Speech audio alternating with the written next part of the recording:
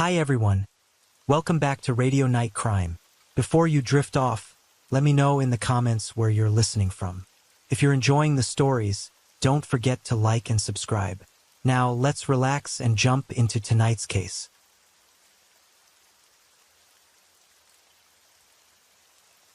Story 1. On June 7, 2021, at 10:05 p.m., the South Carolina Law Enforcement Division received a call that two people were shot dead at a residence in Islington, South Carolina. Alex Meadow called 911 to report that his 52-year-old wife, Margaret Meadow, and their 22-year-old son, Paul, had been shot in the dog kennels on their family's 1,770-acre hunting lodge, the Moselle. Based on this cell phone data, investigators believe the killings happened between 8:49 and 9:06 p.m. The South Carolina Law Enforcement Division SLED officers arrived on the scene to a distraught Alex standing in front of the kennels. Inside were the bodies of his youngest son and wife. They'd suffered multiple gunshot wounds from different weapons. When the police asked Alex why anyone would want his family dead, he told them about the strange threats his son, Paul, had been receiving. A boating accident had occurred earlier that year, and their handling of the situation might have earned the family some enemies. This is a long story. My son was in a boat wreck months back. He's been getting threats. The news of the murders of one of Hampton's most beloved families rocked the sleepy town to its core. Despite the tragedy gaining national attention, it would take more than a year for law enforcement to make their first arrest. While the police worked in the background, the question on everybody's mind was, who killed Maggie and Paul and why? However strange the murder might have seemed, what followed after was far more bizarre.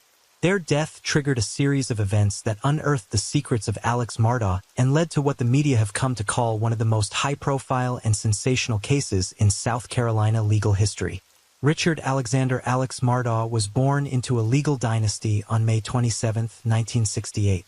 The Mardaws are a respected and well-connected family of lawyers who have dominated South Carolina Low Country's legal system for over 100 years.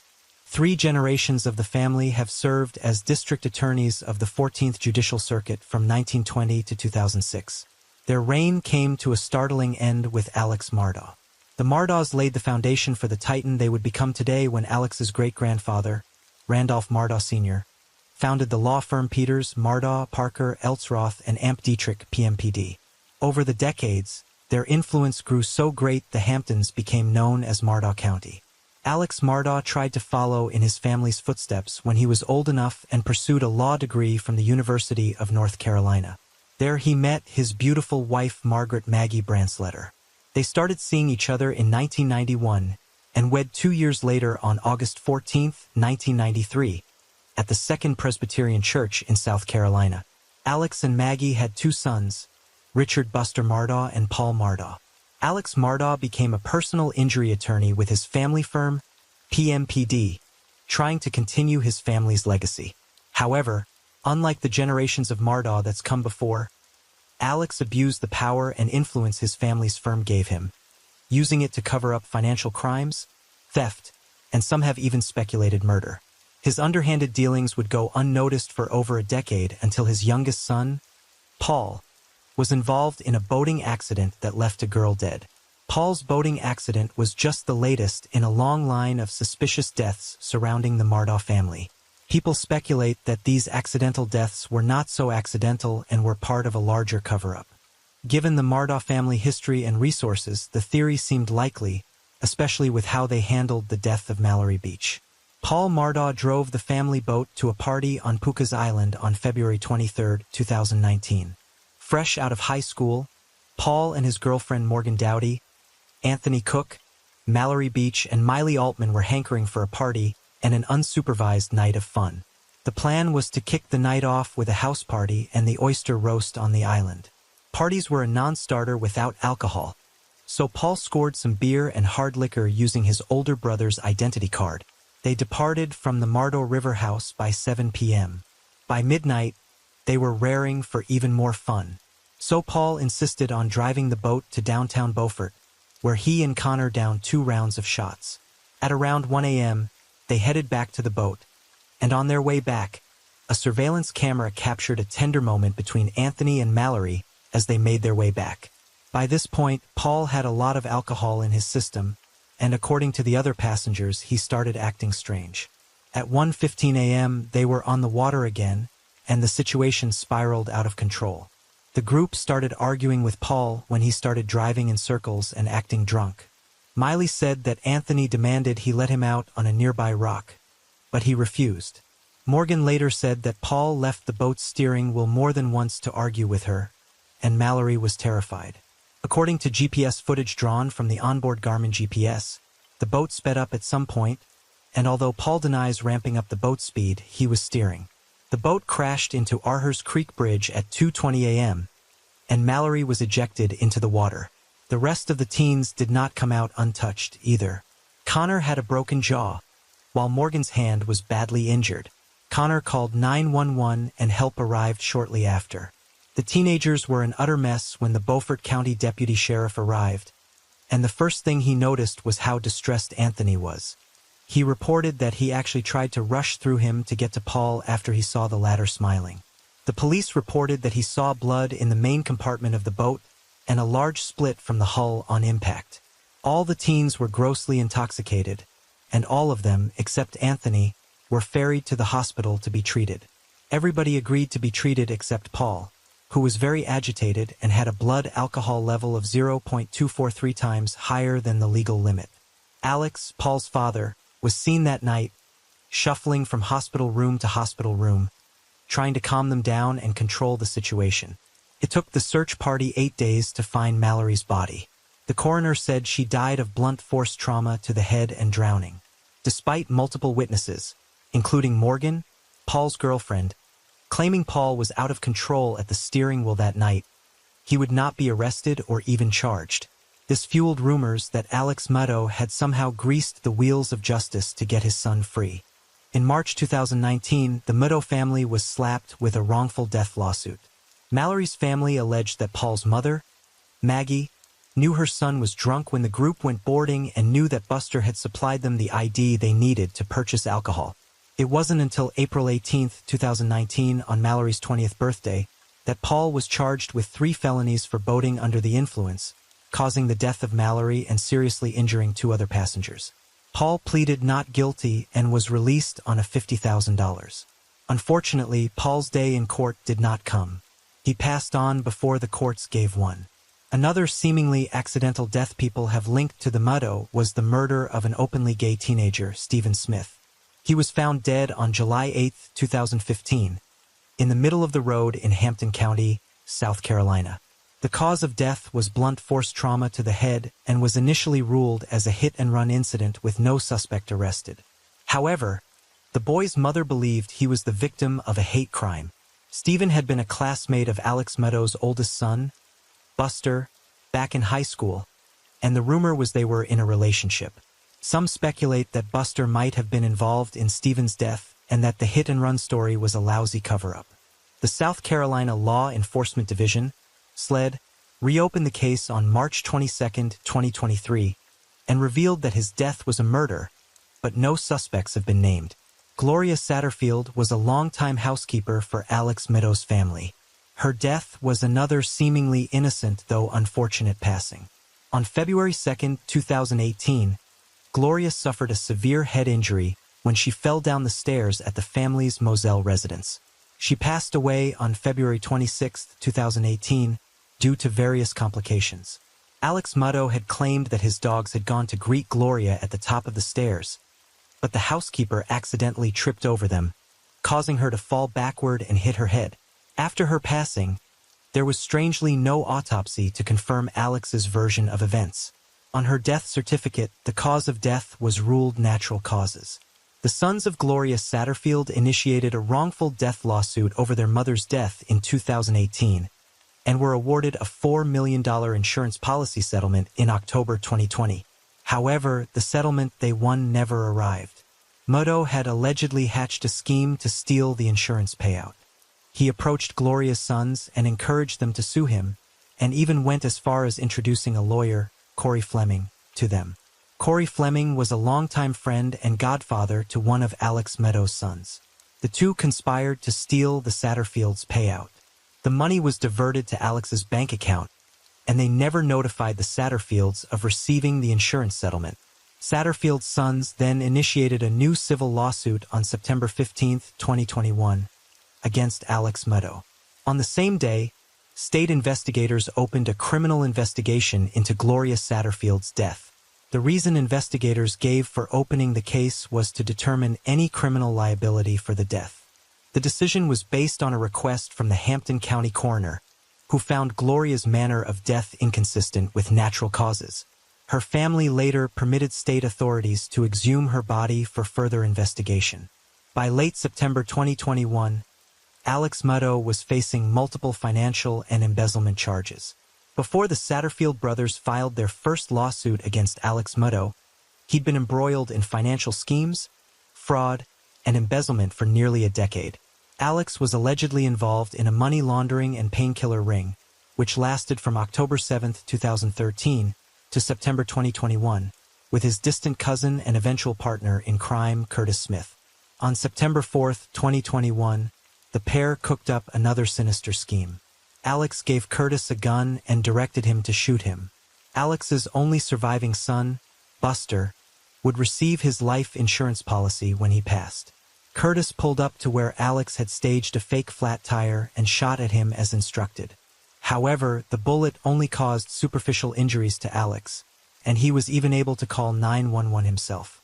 The moment local law enforcement inspected the scene, they smelt foul play, but they weren't quite able to prove it. It wasn't until days later that Meadow confessed. He admitted to conspiring with Curtis and staging the shooting. His lawyers announced that he was going through a tough time, and unsavory elements were taking advantage of his state of mind. They claimed Alex wanted to end his life so that Buster could cash on a $10 million life insurance policy. Alex surrendered himself when he heard a warrant was out for his arrest. He was charged with insurance fraud, conspiracy to commit insurance fraud, and filing a false police report. Just 2 days after the incident, another perplexing news broke. Alex Meadow announced that he would be resigning from his position in his family's law firm, Peters, Meadow, Parker, Eltsroth, and Amp Dietrich PMPed, and entering rehab for treatment once he left the hospital. He was quoted saying, "Made a lot of decisions that I truly regret." Another bombshell dropped just hours later when his firm released an official statement alleging Meadow had misappropriated $792,000 of company funds. The firm's CFO had confronted him earlier about the missing money and then reported him to relevant authorities. The South Carolina Supreme Court indefinitely suspended Alex's law license in September 2021. Investigators dug deeper into Alex Meadow's life. They began to uncover several financial crimes, tax evasions, embezzlements, and misappropriation of funds from clients and his law firm. Alex left rehab on October 14, 2021, and was arrested again upon release. He was charged with 2 felony counts of obtaining property by false pretenses. The arrest was made based on an investigation into the misappropriation of investment payout from the wrongful death case of Gloria Satterfield. This time, Alex was denied bond. This was only the beginning of Alex Meadow's legal woes. On November 18, 2021, he was indicted on 27 counts of financial misconduct. He was accused of stealing money from his clients, other lawyers, and the family of his late housekeeper. On December 9, 2021, even more charges were brought against him. Another 21 counts were added to the tally, bringing the total to 48. The charges at the time included 1 count of forgery, 4 counts of money laundering, 7 counts of computer crimes, 9 counts of breach of trust with fraudulent intent, obtaining signature or property by false pretenses. It was estimated that Alex had stolen more than $6.2 million from his victims. The state's investigation into Meadow's business dealing took months to untangle, with new charges brought against him almost daily. By June 2022, the charges against him totaled 81. By the time Alex was formally disbarred on July 13, 2022, he was already facing 84 criminal charges and 11 lawsuits. The mother of the 19-year-old Mallory Beach was among the many who brought a legal claim against the estates of Margaret and Paul Meadow. The enormity of these financial crimes raised questions about the character of the once prominent attorney. Could he be hiding something even more sinister? Perhaps the murder of his wife and son? So, what could have possibly been his motive? The South Carolina Law Enforcement Division, SLED, decided to revisit what they knew and had accepted as facts about the double murder. They considered new information they gathered while investigating the numerous financial crimes of Alex Murdaugh. One of the first facts investigators realized was that all was not well in Alex and Maggie Meadow's marriage. The couple had hit a rough patch. Maggie was living apart from her husband in the family's beach home on Edisto Island, more than an hour away from the Moselle property. Marion Proctor, Maggie Meadow's sister, told law enforcement agents that Mary had not even planned to see her husband on the night of the murders. Alex reached out to Maggie on the fateful day, asking her to meet him at the family lodge. He asked Maggie to accompany him to visit his father, who was terminally ill and could pass away at any time. She was reluctant to go initially, and was said to have messaged a friend saying that her husband's behavior was fishy and that he was up to something. She suggested that they meet at the hospital instead. Ultimately, she agreed to drive to the Moselle property before heading to the hospital to visit Alex's ailing father. Unfortunately, she was murdered before she had the chance to visit her father-in-law. Maggie and her younger son were shot dead at their Moselle property. The 700-acre hunting lodge estate contained the Murdaugh house, dog kennels, a cabin, and stretches of swampland. Maggie and Paul were found near the dog kennels, and they had been shot several times. Paul was shot twice with a shotgun, and Maggie had 5 gunshot wounds. She'd been killed with a different weapon, which ballistic analysis determined was a blackout .300 ammo from an AR-style rifle. Alex Murdaugh claimed that he had a long nap that day before leaving to see his ailing mother, who suffers from dementia. He said he was away for about 45 minutes to an hour and a half. And when he got back, he saw his wife and younger son dead on the floor near the dog kennels. Alex's timeline for the night had been laid down during a series of interviews with law enforcement. I knew something was bad.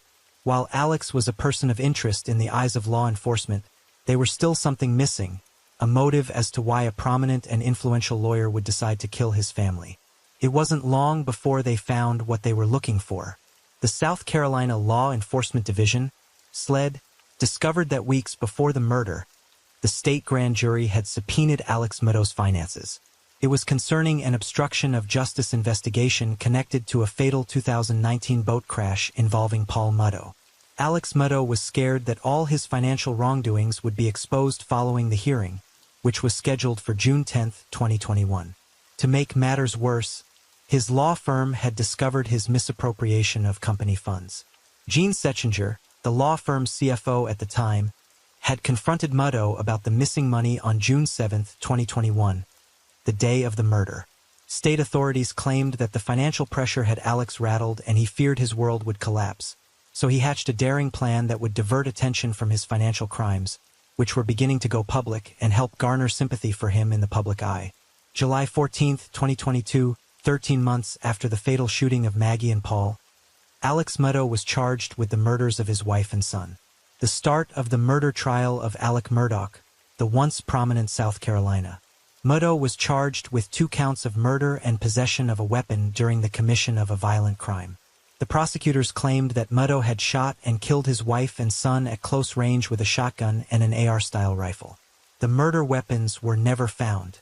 Murdaugh's defense team argued that 2 shooters carried out the shootings due to the different weapons used. Expert witness for the defense also stated that based on the trajectory of the bullets, the likely height of the shooters was between 5 foot 4 inches and 5 foot 2 inches. Alex stood at the proud height of 6 foot and 4 inches, which disqualified him as a suspect. Shot was 5-2 to 5-4. That is the most likely explanation. Yes. The expert witness under cross-examination was grilled by the prosecutors and later admitted that there were other possibilities apart from the height scenario painted that could have caused the trajectory of the bullet. Ballistic determined that Maggie was shot with a .300 blackout ammo from an AR-style rifle. Investigators found a box of .300 blackout ammo in the Murdaugh family estate. State prosecutors argued that Murdaugh killed his wife and son to gain sympathy and escape accountability for his string of financial crimes. Murdaugh's lawyers ridiculed the idea, asking why he would shift a financial investigation away from himself in order to avoid scrutiny by putting himself in the spotlight of a murder investigation.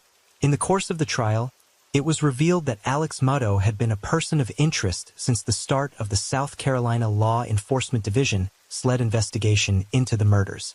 According to Dick Harpootlian, Mutto's lawyer, he had an ironclad alibi for the night in question and also had no reason to kill Maggie and their younger son, Paul. He described Alex and Maggie's marriage as full of love. The prosecutors then presented 2 videos recorded of Alex on the night of the murder, taken a few hours from each other. One was a Snapchat video taken off Paul's phone, and the other was a body cam of one of the law enforcement agents at the scene of the crime.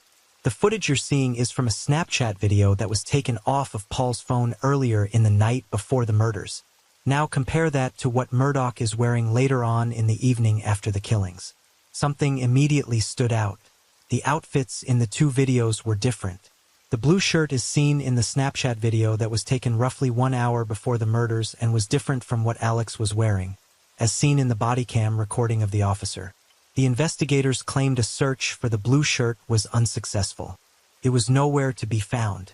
Prosecutors suggested that Mutto tried to influence the key witness's accounts by asking her if she remembered the shirt he was wearing that night. He was pacing back and forth in the living room, and he said, "I got a bad feeling." There was a video that was out, and he said, "You remember the shirt I was wearing, that Vinnie Vine shirt?" In my mind, I was saying, I don't remember Vinnie Vine's shirt. It was the polo shirt. I didn't really know whether he was trying to get me to say that that was the shirt he was wearing. Cell phone data from Mutto's phone showed he was at his mother's home for only 15 to 20 minutes. This was further corroborated by the testimony of Alex Mutto's mother's caregiver, who stated he stayed for only 15 to 20 minutes before leaving. Mutto claims to have stayed for at least 45 minutes. "I was probably gone an hour and a half from my mom's." How long did he stay in the room with y'all? I say y'all. For the record, you and Miss Libby, I apologize. About 15 to 20 minutes. 20 minutes. The most crucial piece of evidence was found late in the investigation. When going through Paul's phone, which was recovered at the scene, they found a video that Paul recorded at 8:44 p.m., minutes from the time investigators believed the murders happened. The murder occurred between 8:49 to 9:06 p.m., according to state authorities. The video on Paul's phone was recorded in the dog kennels. The audio featured 3 distinct voices. Family and friends were called to identify the voices. "There's a chicken." The voices were determined to be Paul's, Maggie's, and Alex's. This placed Mutto in the vicinity when the murders occurred. At this point, the ironclad alibi that Mutto relied on was completely destroyed. He had claimed he was never at the dog kennels that night. During the 5th week of the trial, Mutto took the stand and reiterated that he could never have intentionally hurt his wife and son. He testified, "I didn't shoot my wife or son." He admitted that he had lied about his alibi. Mutto's new story was that he had an opioid addiction at the time and was prone to paranoia, and that was the cause of his lie to the law enforcement agents. Prosecutors suggested that after Mutto killed his wife and son, he then took her phone and made a series of calls and texts to the device to help build his alibi. One text read, "Call me, babe." It was sent at 947. Cell phone data also showed that Mutto and his wife's phone locked within seconds of each other. Another piece of evidence presented to the jury based on data from Alex's cell phone was that within the time frame of when the murder occurred, Alex suddenly took a lot of steps. Prosecutors attribute this to him trying to hide or dispose of evidence that would link him to the murder. Mutto's lawyers discredited this claim by pointing out that the steps recorded on Alex's phone did not match that of his wife's. So it is wrong to think he picked up his wife's phone after the shootings. Ultimately, the video Paul recorded at the dog kennels provided the decisive evidence by which the case was determined. The jury reached a verdict in 3 hours on March 2, 2023. The jury found Alex Mutto guilty on all counts. He was sentenced to 2 life sentences to run consecutively without the possibility of parole. The jury also convicted him of 2 counts of possession of a weapon during a violent crime, which added another 5 years to his sentence. Mutto pleaded guilty to 22 counts of financial crimes as part of his deal, but continues to stand by his claim of innocence in the murder of his wife and son. On March 9, 2023, he filed a notice to appeal his double murder conviction. In a surprising turn, Meadows' lawyers filed a motion seeking a new trial after allegedly uncovering evidence of jury tampering by Rebecca Hill, which she has now denied. Rebecca was a Colleton County clerk of court and was accused of tampering with the jury by advising them not to believe Meadows' testimony and other evidence presented by the defense, pressuring them to reach a quick guilty verdict, and even misrepresenting critical and material information to the trial judge in her campaign to remove a juror she believed to be favorable to the defense. A hearing would be convened for Meadows' lawyers to present evidence and witnesses to support their claim. However, a judge is yet to be selected to preside over the hearing. With Meadows' appeal over 100 financial and drug crime charges and multiple pending lawsuits, we can be sure that we have not heard the last of Alex Meadows.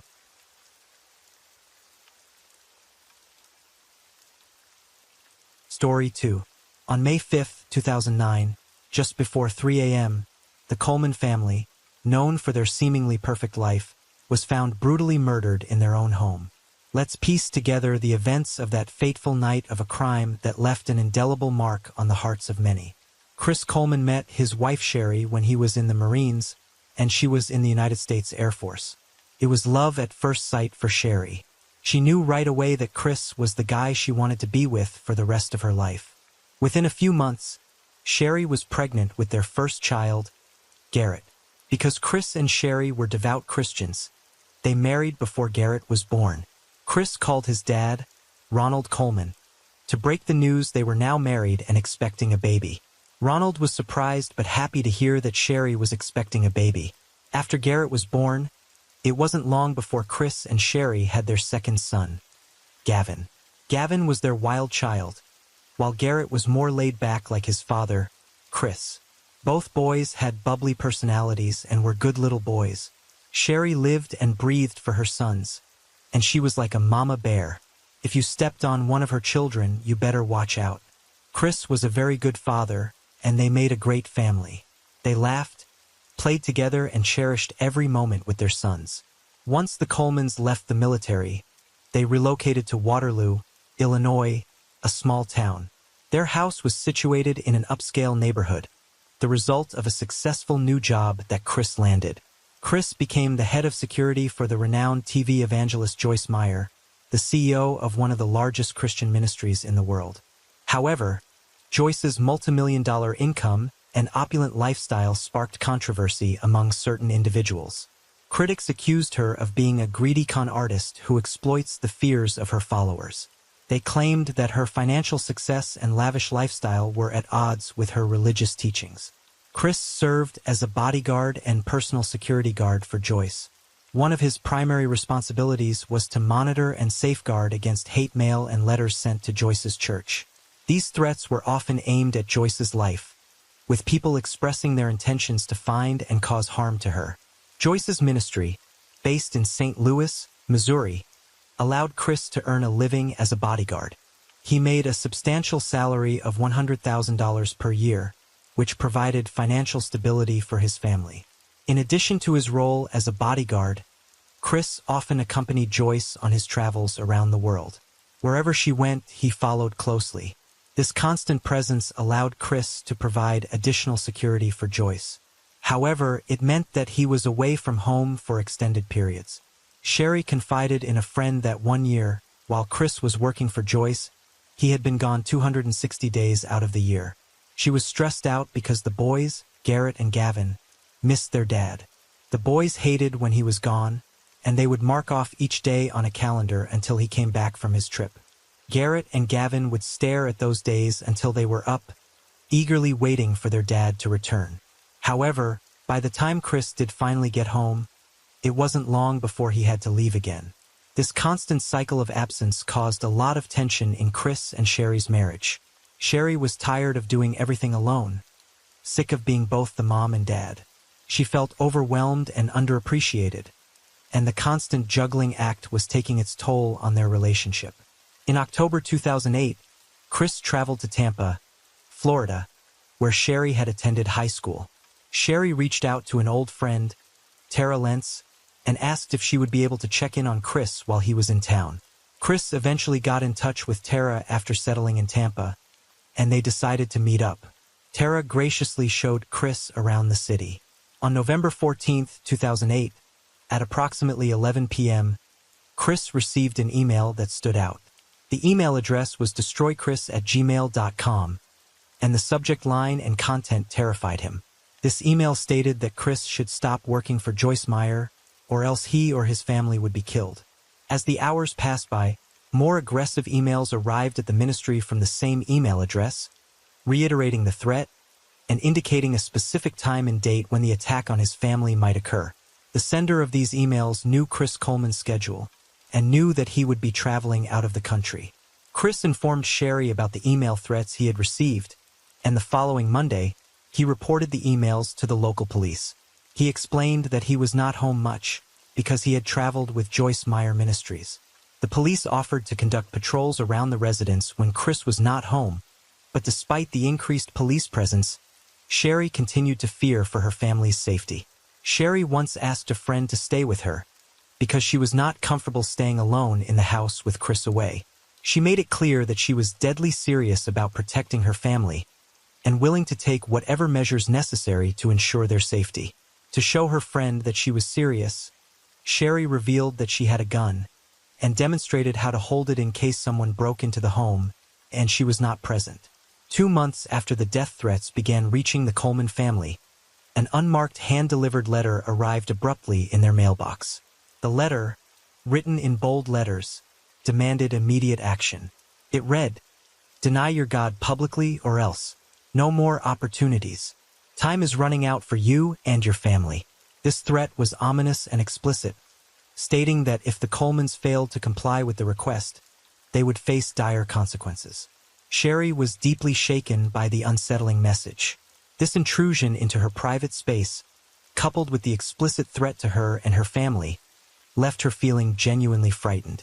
Throughout the ordeal, Sherry's fear intensified with each passing day. The letter served as a reminder of the potential danger lurking around the corner, waiting for an opportunity to strike. After receiving a death threat in the mail, Chris and Sherry Coleman decided to take extra precautions to protect their family. As a part of this effort, Chris installed surveillance cameras outside his home. These cameras captured footage of the surroundings and were sent to a screen in the basement office of their home.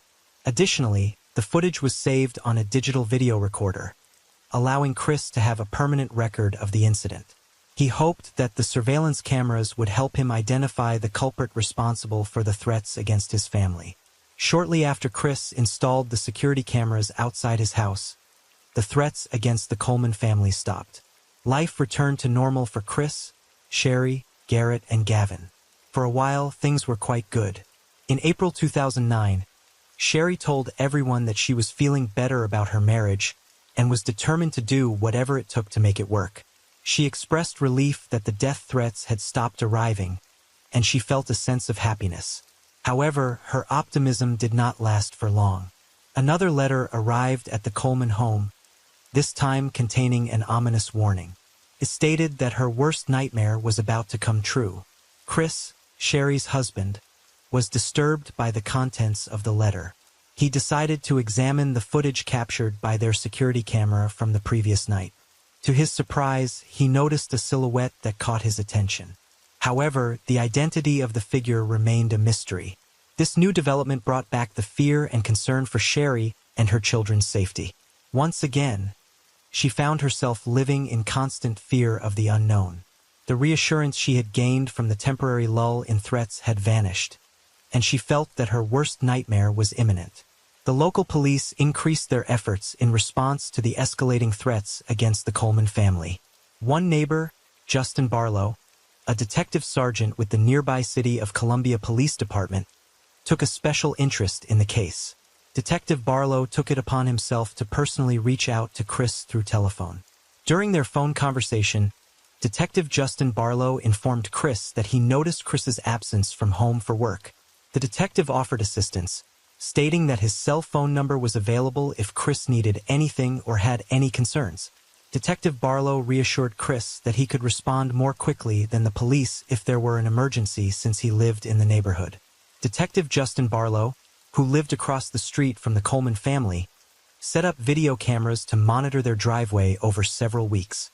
The footage captured by Detective Barlow's cameras depicted the Coleman family going about their daily routines, but it did not capture the person who had left death threats for them. Despite Detective Barlow's efforts, the videos failed to provide any clues or information about the person behind the messages. Chris headed to the gym at 5:45 a.m. on May 5, 2009. Approximately 1 hour after leaving, Chris dialed his home phone number to ensure that Sherry and the boys were up and ready for school. However, no one answered the call. Alarmed by the lack of response, Chris called his neighbor, Detective Justin Barlow, at 6:45 a.m. Chris explained to Detective Barlow that he had left home around 5:30 a.m. and traveled to the gym in St. Louis County. While exercising, he made calls to Sherry's phone to ensure she was awake. However, to his surprise, she was not answering. This growing concern prompted Chris to ask Detective Barlow to check on Sherry and his sons.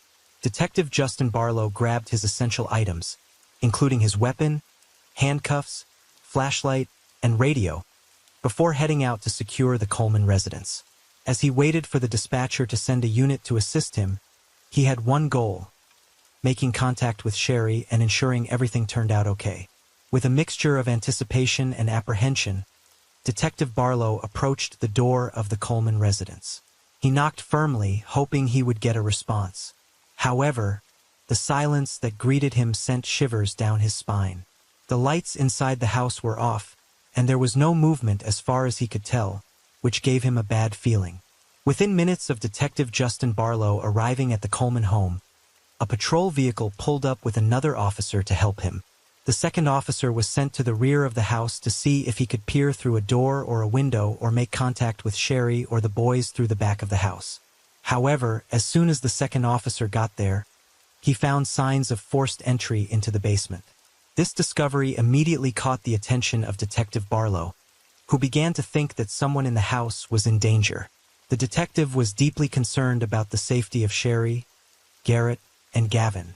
After discovering the signs of forced entry into the Coleman home, Detective Justin Barlow and the second officer decided to enter the premises through the basement.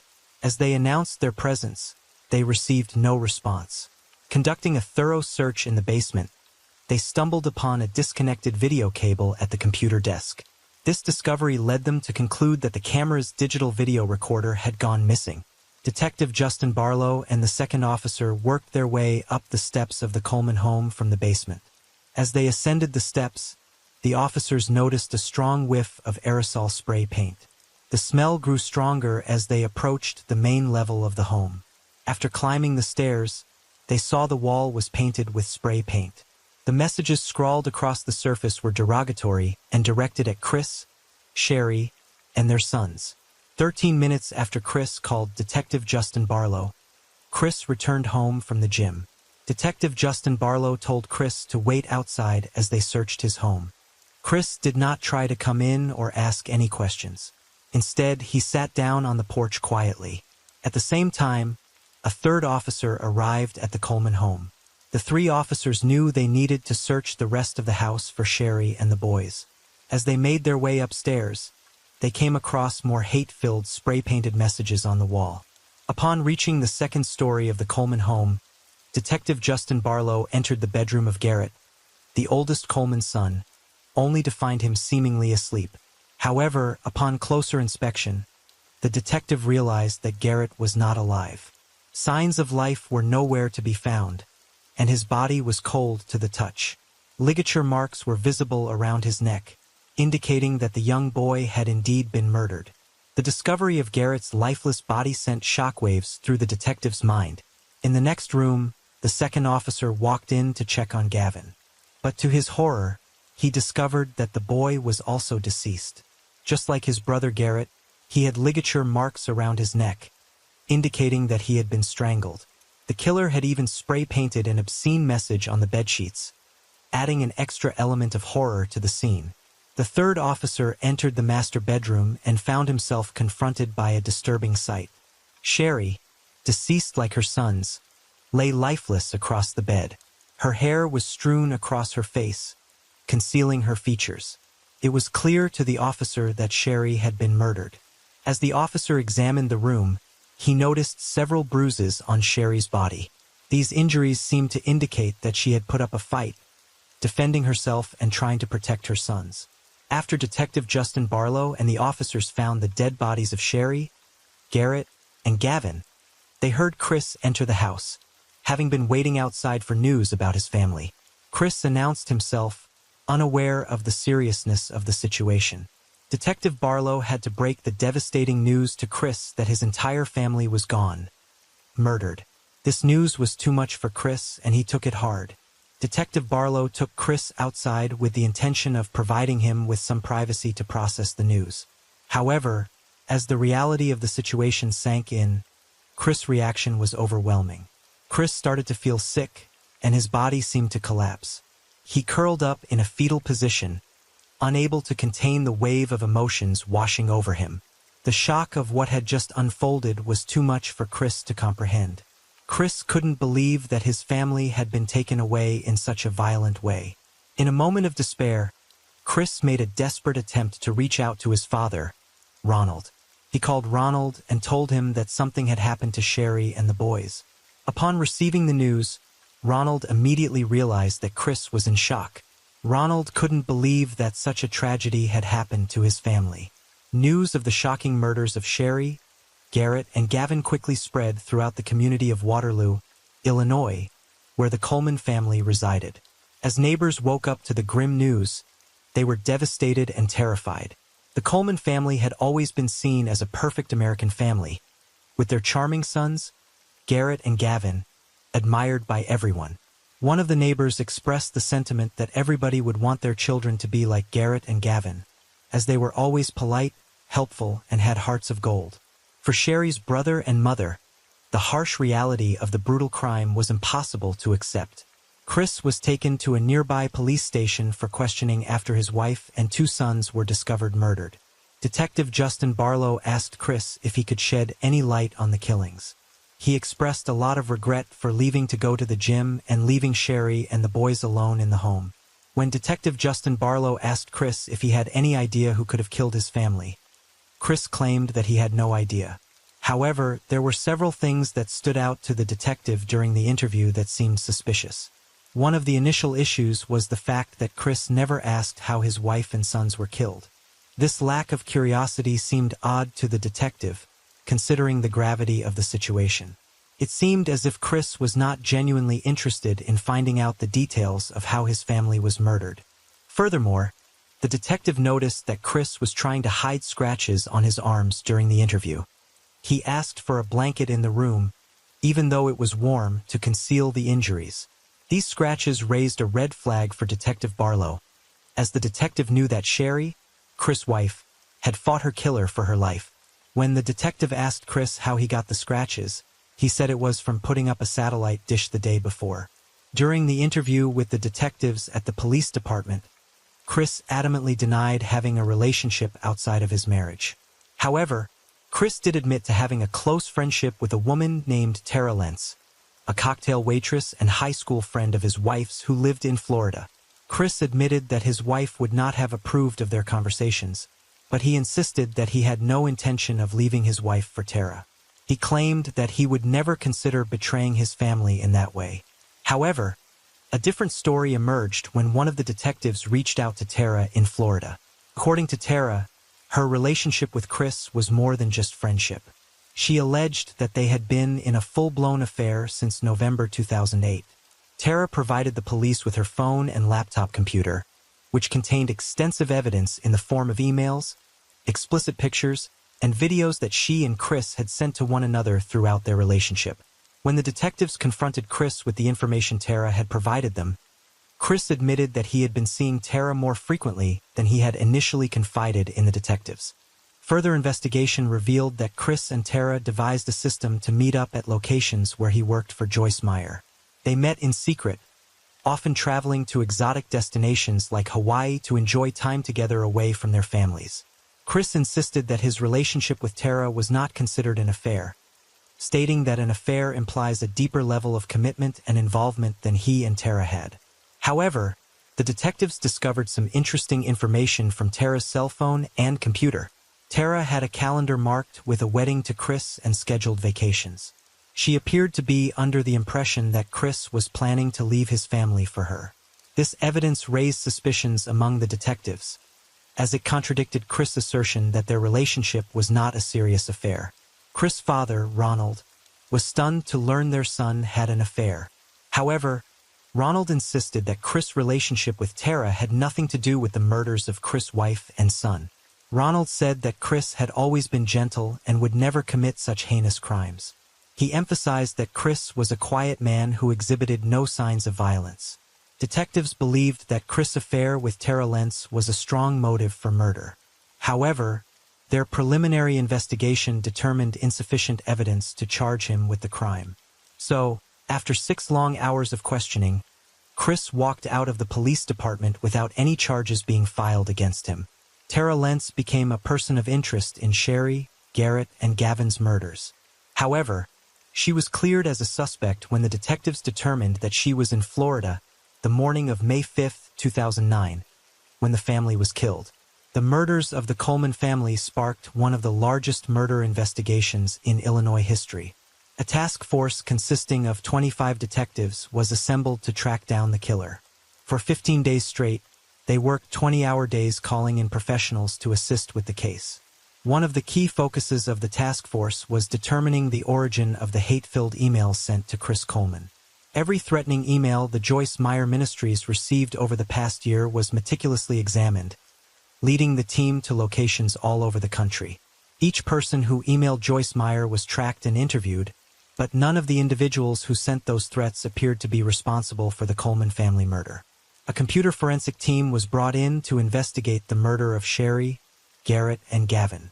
The detectives who requested their assistance were hoping to uncover any digital evidence related to the crime. This team began by analyzing the email account destoricris@gmail.com. By conducting analysis, the computer forensic team discovered that the email address was created on November 14, 2008, just days before the first email was sent. One of the more surprising discoveries made by the team was the fact that the death threats sent to Chris Coleman's family originated from the IP address associated with Chris himself. The detectives continued to investigate the Coleman family's murder by conducting a meticulous examination of both the spray-painted messages found at the crime scene and Christopher Coleman's handwriting. To gather evidence, they took photographs of the spray-painted messages at the crime scene and collected samples from Christopher Coleman. These samples were then sent to a handwriting expert for analysis. After comparing the two samples, the expert concluded that the handwriting matched the spray-painted messages. This finding led the detectives to conclude that Christopher Coleman was the one who wrote the messages on the walls of his home on the day of the murders. A chemical analysis identified the brand color of the spray paint as Rust-Oleum Candy Apple Red. After being informed of Chris Coleman's purchase at a hardware store days before his family was killed, one detective decided to reach out to the manager of the store. The manager confirmed to the detective that Chris had made a purchase at the store, and the specific product he had purchased was Rust-Oleum Candy Apple Red spray paint. This discovery was significant as it linked Chris Coleman to the same type of spray paint that was used in the murder scene. During the investigation into the Coleman family murders, the time of death became a significant aspect. Chris initially told investigators that he had left his home around 5:45 a.m. on May 5, 2009, the morning his family was murdered. However, the medical examiner confirmed that Sherry, Garrett, and Gavin were killed around 3 a.m., which meant Chris was home at the time of his family's murder. 2 weeks after the discovery of the bodies, Chris Coleman was arrested and charged with 3 counts of first-degree murder. The prosecution argued that these crimes were driven by greed, selfishness, and narcissism. Chris Coleman, it seemed, had decided it was time for a fresh start, and his family was in the way. In April 2011, Chris Coleman was put on trial for the murder of his wife Sherry and their 2 sons, Garrett and Gavin. The state alleged to the jury that Chris had killed his family because he wanted to be with Tara Lentz but couldn't divorce his wife Sherry because he would lose his well-paying job with Joyce Meyer Ministries since they did not believe in divorce. During the trial, Chris' defense attorney argued Chris was innocent of murdering his family and alleged an intruder walked into the home on May 5, 2009, and killed them. 2 years to the day of the murders of Sherry, Garrett, and Gavin, Chris Coleman was found guilty of their murders. The judge sentenced Chris to life in prison without parole, even though he was eligible for a death sentence. This decision was because the state of Illinois had recently repealed the death penalty, which was scheduled to come into effect just a few months after the murders. Sherry's family and friends were determined to ensure that she, Garrett, and Gavin would never be forgotten, and they wanted to do something meaningful to honor their memory. They decided to raise money for victims of domestic violence, a cause that was near and dear to their hearts.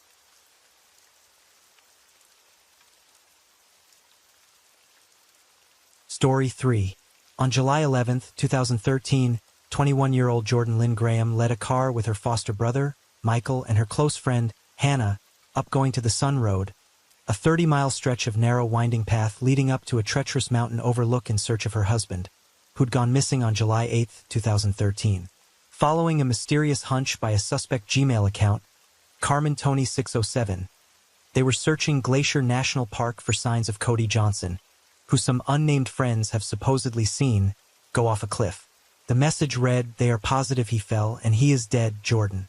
Cody's relatives and friends searched the park alongside the potential widow, combing through over 1,500 square miles of wilderness filled with winding trails, swift-flowing rivers, cliffs, mountain lions, and grizzly bears.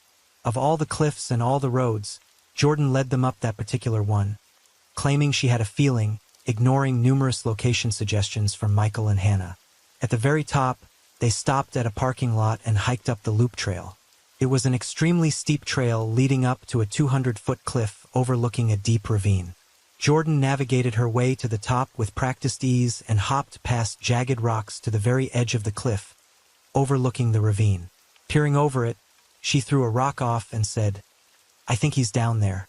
It took a particularly brave FBI agent, tying himself to a tree and leaning over the edge, and the aid of several emergency services and a helicopter to confirm and extract the body at the bottom of the ravine. The body belonged to Cody Johnson, a newlywed car enthusiast, businessman, and a pillar of the community. How did Cody end up here, and what did his wife and the mysterious Carmen Tony 607 have to do with it? And who were the mysterious out-of-town friends that were with Cody when he fell? These were the questions that hounded the Kalispell Police Department for days to come. Cody Johnson was born on April 8, 1989, in San Jose, California, and he grew up with his mother, Sherry Johnson, whom he was intimately close to. They moved to Kalispell in northwestern Montana in 2002.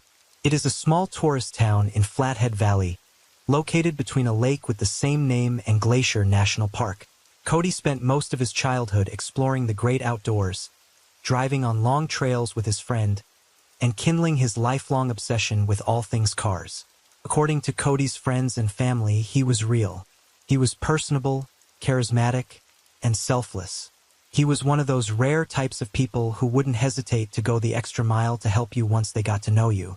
Cody was also lucky enough to grow his lifelong interest in cars into a thriving business. It started with modifications and souping up cars for racing in his teenage years, but it did eventually evolve to include commercial cars. Cody was a custom commercial car builder, but he also had a job at Nomad Communications, where he worked with his uncle and several of his car-loving friends. It also didn't hurt that his childhood best friend, Cameron Fredrickson, was his boss. Life was pretty much perfect for Cody. The only thing missing was somebody to share that life with. At 23, Cody was in the market for a life partner. He talked to his friends about wanting to marry a church girl, and on Halloween 2011, he met Jordan, the woman who'd change his life forever. Born in August 1991, Jordan Lynn Graham lived in Kalispell all her life with her family. She grew up deeply religious and attended the Faith Baptist Church, where she babysat children and worked with families. Her whole life revolved around her faith. All her friends were in church, and it was her dream to one day become a stay-at-home mother and raise a family. Jordan and Cody hit it off when they met on Halloween 2011. She was initially shy before she opened up, and they got to talking. She told Cody about her dreams of starting a family and how much she loved nature and the outdoors. Jordan liked Cody, but she was only 20 years old at the time and was not looking to start anything serious. They went on a few dates but remained just friends. All that changed when Cody began to seriously pursue her. He joined her church, First Baptist, and began to move in the same circles as she did. It wasn't long before their casual relationship evolved into something more, at least for one of them. They started dating officially in November 2011, and Cody was entirely taken by her. He adored her and wanted to be with her day and night. According to Sherry Johnson, Cody was sure he wanted to marry Jordan a few weeks into their relationship. Even when Jordan told him she wanted to maintain her chastity until marriage, he didn't change his mind. The people who knew the couple well, however, noticed that Jordan didn't seem to feel as passionately for Cody as he did for her. Some chalked it up to her shy nature, but others were a bit more apprehensive of the lopsided relationship. They were not affectionate in public, didn't hold hands, or even flirt. Most of Jordan's friends were surprised when she said yes to Cody's proposal that followed 1 year later, in December 2012. They thought she was not serious enough to get married after 1 year of dating, but were happy for her.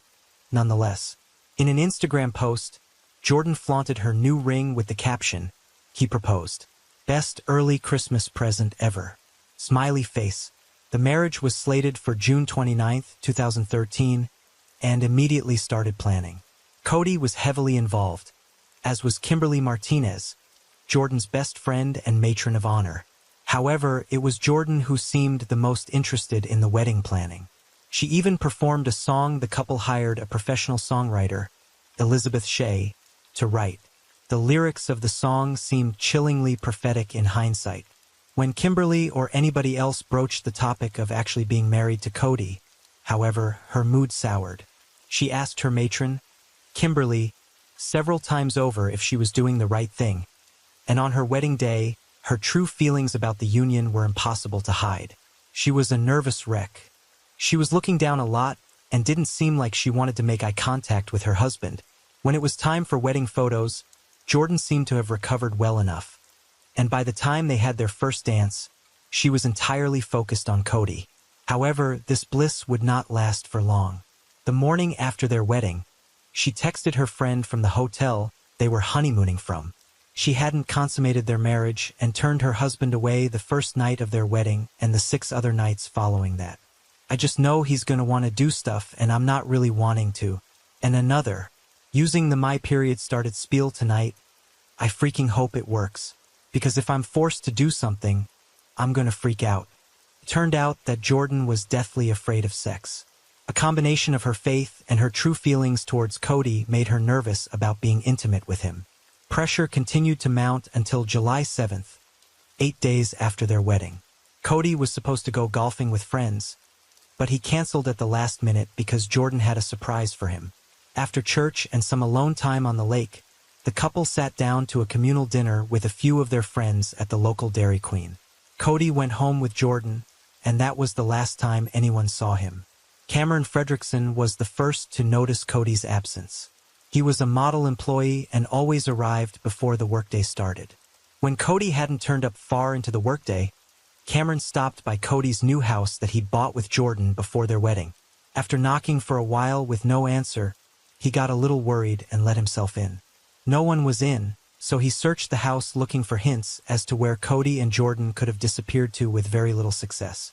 Cameron's worry morphed into fear when he found Cody's phone in the garage. Immediately, he knew something was wrong. Cody went everywhere with his phone.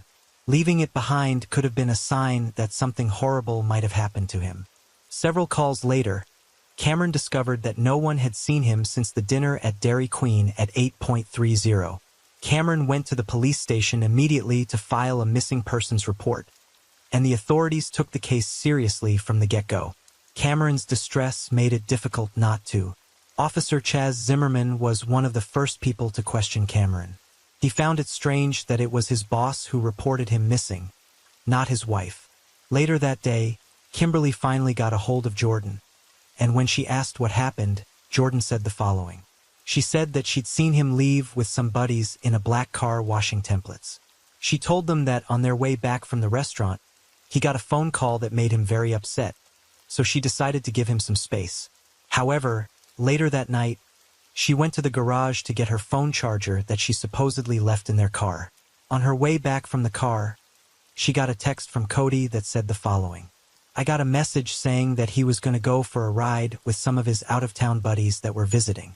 I had no idea who they were, but he always told me this one thing: when his friends came to visit, he would take them to Glacier Park. She told the police what she'd told Kimberly and expanded further. She told them she didn't recognize any of the men, and they hadn't fought that night. As for the reason for his disappearance, Jordan claimed she thought Cody was likely joyriding with his out-of-town friends. When the police pressed about why she didn't report the disappearance, she claimed she didn't want to upset him by filing a missing person report if he was going to come back in a few hours. 48 hours after the disappearance, Cody and Jordan's friends and families had gathered in their family home and, at this point, expressed confusion at Cody's behavior. It didn't sound like him to abandon his wife and tell no one where he was going. Still, Jordan stuck to her story until Kimberly confronted her. The longer the impromptu meeting went on, the more uncomfortable she seemed to get. Eventually, Jordan got so agitated that she threw her wedding ring across the room. Some thought it was her odd way of coping, but Kimberly was convinced there was something else going on. She called her friend when she got home. The next day, Jordan was called into the station and confronted by the officers about her inconsistent accounts. Sherry Johnson also saw the police sometime that day, armed with Cody's phone records from the day of the disappearance. She was worried about her son and hoped the mysterious man Cody called would shed some light on his whereabouts. But it ended up being a car friend calling to return a tool to Cody. He was immediately eliminated as a suspect because he had a rock-solid alibi. His wife was in labor when Cody disappeared. With all of their leads exhausted, the police turned their attention back to Jordan. She clearly had a story to tell, but it wasn't adding up. The break in the case they were desperate for came on July 10th. A mysterious message came from an email, Carmen Tony 607, and it declared that Cody was dead and they could call off the search. Hello, Jordan. My name is Tony. There is no bother looking for Cody anymore. He is gone. Jordan approached Hannah with the email, face devoid of emotion, and told her about what Carmen Tony 607 said happened to Cody. He'd supposedly slipped and fell off a cliff in Glacier National Park with his mysterious friends. Hannah nearly lost it when she read the message, and she had to push a lethargic Jordan to go to the police. And I'm like, freaking out like, what are you talking about? And I read the email and it says, Cody's gone, Jordan. Any emotion? No, she wasn't crying at all. She was just showing me this email and I start shaking. I told her to go to the cops and she did go. But I was kind of just like rushing it, like, go, move. Like, what are you doing?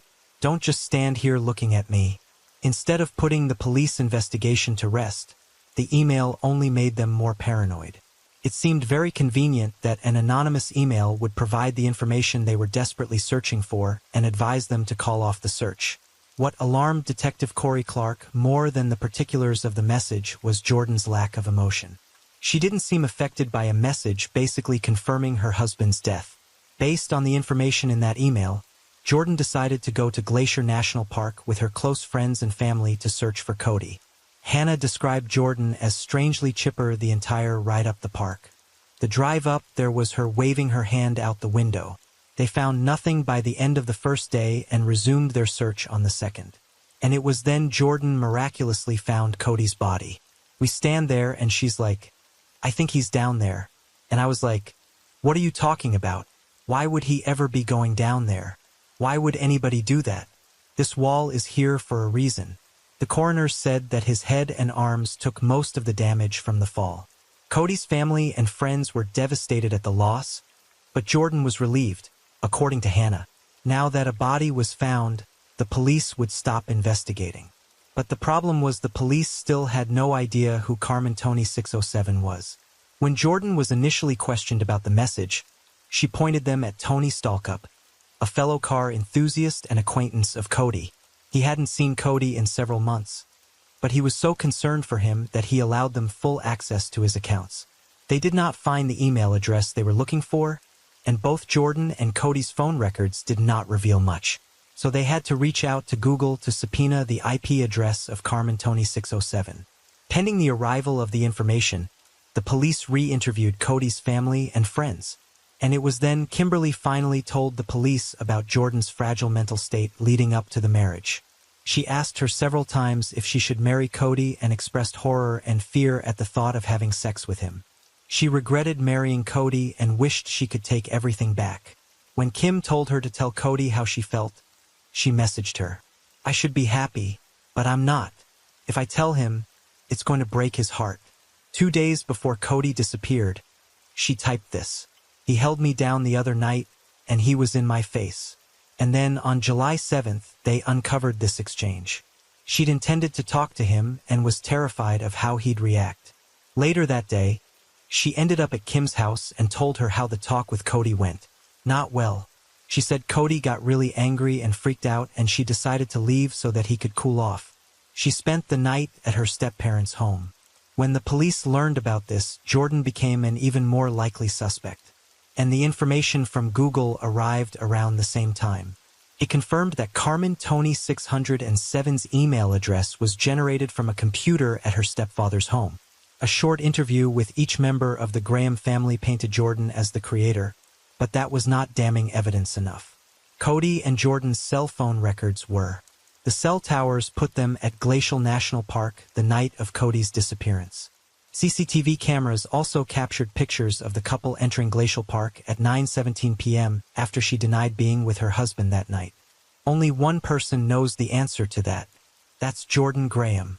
On July 18, 2013, the police called Jordan in, and when they presented her with evidence, she broke down into tears. She finally told the detective her version of what happened on the 8th of July. According to her, she confessed how she felt about their marriage to Cody, and they got into a huge argument. They both decided to go on a trip to Glacier National Park and headed for the loop. Jordan finishes the story in her own words. "So he would have fallen face first down the hill. Why did you continue to turn around and then push him off? I think it's because emotions were running so high. I was frustrated, I was angry, I was every emotion I could ever think of, all at once." Her comment at the blindfold had the detectives eager to make a connection between a stray scarf at the bottom of the confession Jordan gave. Nothing was eventually proven. Jordan also claimed that Cody's death was accidental and that no part of her planned the assault she would later come to receive. There was no planning on your part to kill Cody? No. Okay. You hadn't planned that until this whole thing just kind of happened, and it heated the emotion and the passion of that situation. When asked why she pushed her husband Cody off the bridge, she said the following. She stated that he had turned his back to her, he was facing the cliff, and that's when she went up to him and with both hands pushed him in the back off the cliff. Jordan also confessed to creating Carmen Tony 607 at her stepfather's house and sending the messages. Jordan walked out of the police that day, surprisingly, still a free woman. The police did not charge her and wouldn't charge her until July 22nd at Cody's funeral, where she was texting on her phone. This one act of disrespect evaporated any sympathy anyone had left for Jordan. She was on her phone, whether it was texting or a mobile app. Rumors had been circling that Jordan had killed Cody to escape their marriage because it was the only way she could take back her decision without disgracing herself and her family. If Cody were dead, she wouldn't need to divorce him. Her attitude at his funeral all but confirmed those rumors. People were beginning to question whether Jordan ever loved Cody. Jordan was charged with first, second-degree murder and making false statements. The jury also added the charge of premeditated first-degree murder after reviewing her case. Her trial finally started on December 9, 2013. The prosecution ruthlessly came after Jordan the moment the trial started, and a few days in, things were not looking good for her. They picked apart her story, raising vital questions like why she lied and led Cody's friends and family on whether she was innocent and remorseful about her actions. The testimony from Cody's family and loved ones certainly didn't help her case. It painted her as a callous and unfeeling wife who murdered her husband to get out of sleeping with him. Her defense tried to argue self-defense, but it didn't look like they'd win, so Jordan went for a plea deal for second-degree murder. She would get 30 years in prison without the possibility of parole, in exchange for the prosecution dropping the charge of first-degree murder. However, before her sentencing, Jordan changed her mind and tried to retract her plea when she heard the prosecution plan to go after her for premeditated first-degree murder. It carried a maximum sentence of 50 years, and it was up to U.S. District Judge Donald Malloy to decide whether to honor her plea or start a new trial. On December 13, 2013, Jordan Lynn Graham was sentenced to 30 years and 5 months in prison and ordered to pay a fine of $16,910 in restitution to Cody's family. She took the stand during her sentencing hearing to apologize for killing Cody. She claimed to be in shock when it happened. "I wasn't thinking where we were. I just pushed," she explained to the judge. Over the years, Jordan would try over and over to get a reduced sentence on several grounds. Her final one was in 2016, but her case was never reopened or reviewed. The federal prosecution was determined to make a statement of her case. The sentence today is going to send a message that if you kill someone and are subject to federal jurisdiction, you will be prosecuted swiftly and severely punished for your crime. Jordan will not be leaving prison until she is over 52 years old.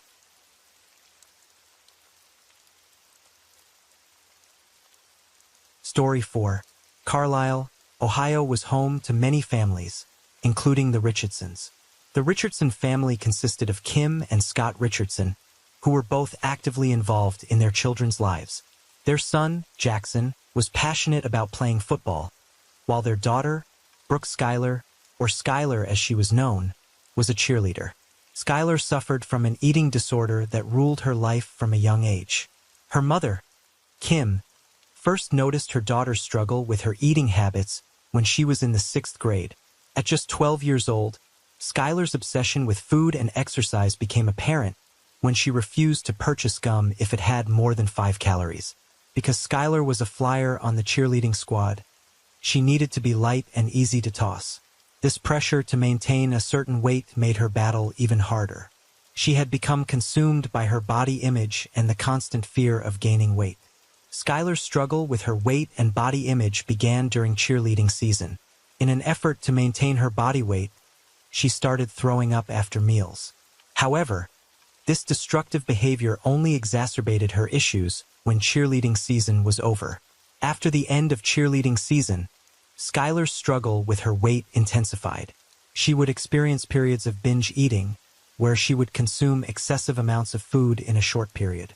These episodes would often be followed by periods of starvation, where Skylar would restrict her food intake or engage in extreme diets. Skylar's parents noticed her changing behavior and were concerned for her well-being.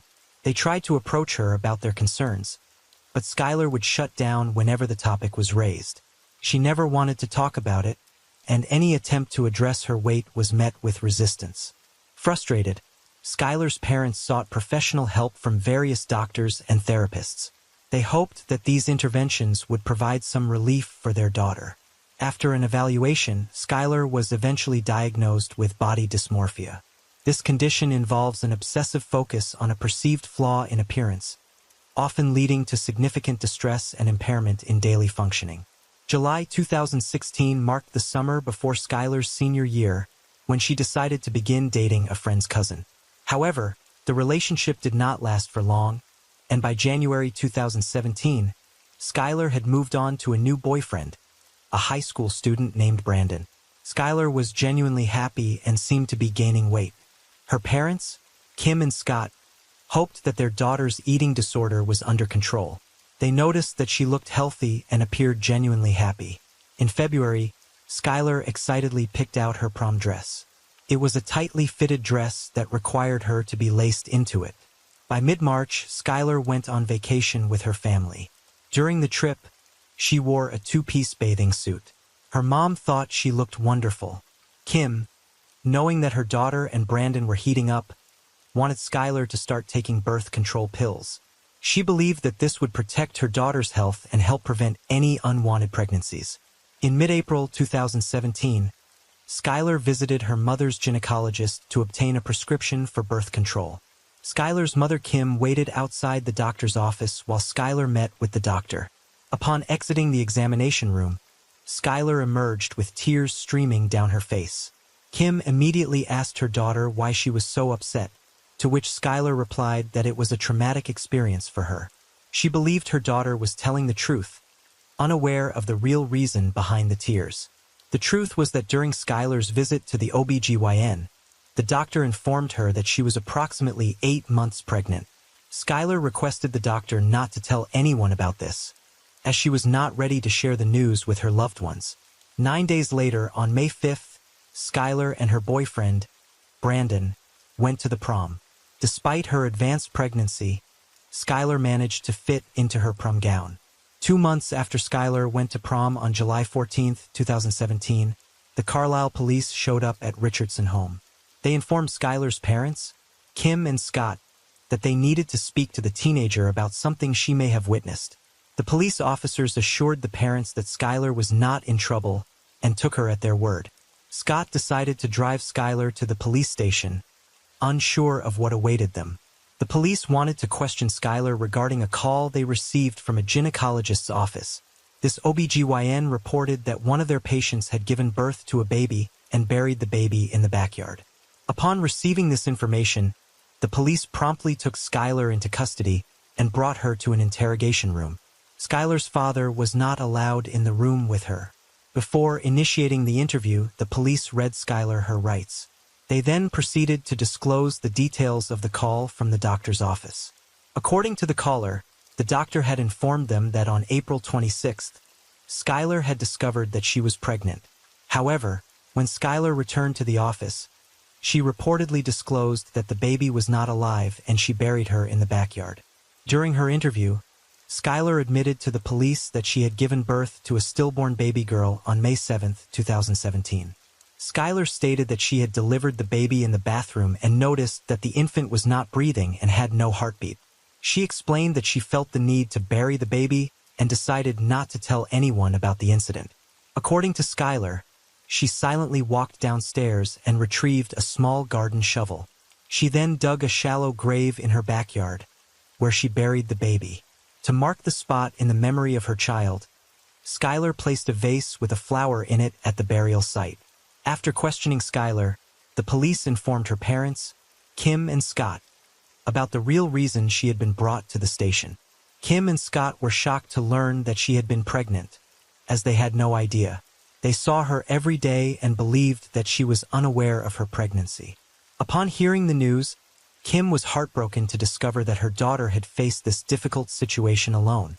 She expressed her sorrow at the fact that Skylar had to deliver the baby in the bathroom without anyone there to support her. Skylar informed her parents that she had named the baby Annabelle and claimed that the child's father was a close friend's cousin, whom she dated briefly before Brandon. Crime scene investigators arrived at the Richardson home to conduct a search for the baby's remains. During the search for the baby's remains in the Richardson backyard crime scene, investigators removed weeds and brushed the ground to uncover the skeletal remains. The police were meticulous in their approach, carefully removing any debris that could hinder their investigation. Despite the challenges posed by the overgrown vegetation, they were able to uncover a significant amount of evidence. After removing the weeds and brushing the ground, the police discovered several bones, including pieces of the skull. These remains were meticulously collected and placed in small body bags to preserve any evidence. The investigators took great care to ensure that the integrity of the bones was maintained. One investigator later testified that the remains smelled.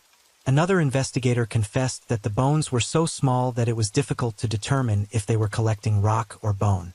The coroner confirmed the discovery of hair and very small fingernails, but no organs or other identifiable items. After more than 5 hours of questioning, Skylar and her parents were allowed to return home. However, 6 days after the incident, the police contacted Skylar and informed her that she needed to come back again. They assured her father, Scott, that she was not in trouble. However, during the interview with Skylar, the police informed her that they had received new damaging information from the coroner's office. They claimed they had discovered more about the story than what Skylar had initially shared. The medical examiner who analyzed the remains stated that there was evidence to suggest that the baby's bones may have been burned. Skylar was bewildered when confronted with the statement that the baby was burned. She adamantly denied setting a fire, stating that she would never harm her child. The police, however, remained determined to get Skylar to admit to killing her baby girl and burning her remains to hide the evidence. In an attempt to elicit an admission, the police suggested that perhaps Skylar had tried to cremate the baby in order to keep the ashes off the premises. This suggestion only further confused Skylar, who was adamant that she did not burn the baby.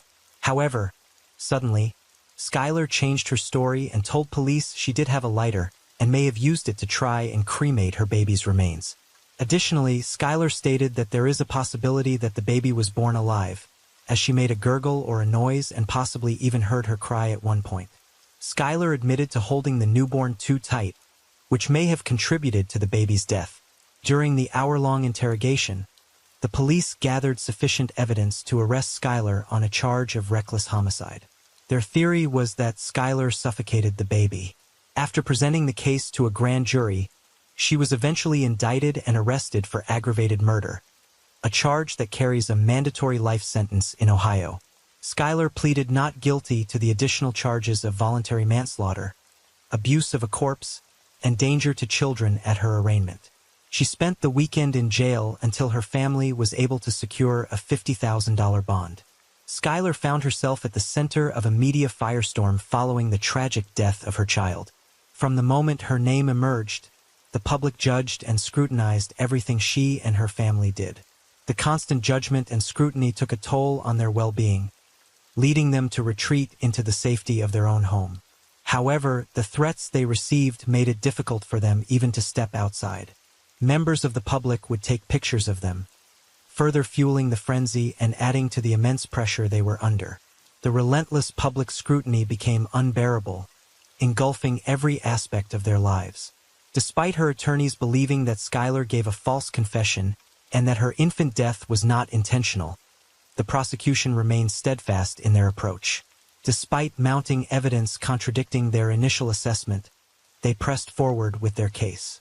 One of the key pieces of evidence in the prosecution's case was the initial report from the medical examiner, who stated that the remains had been burned.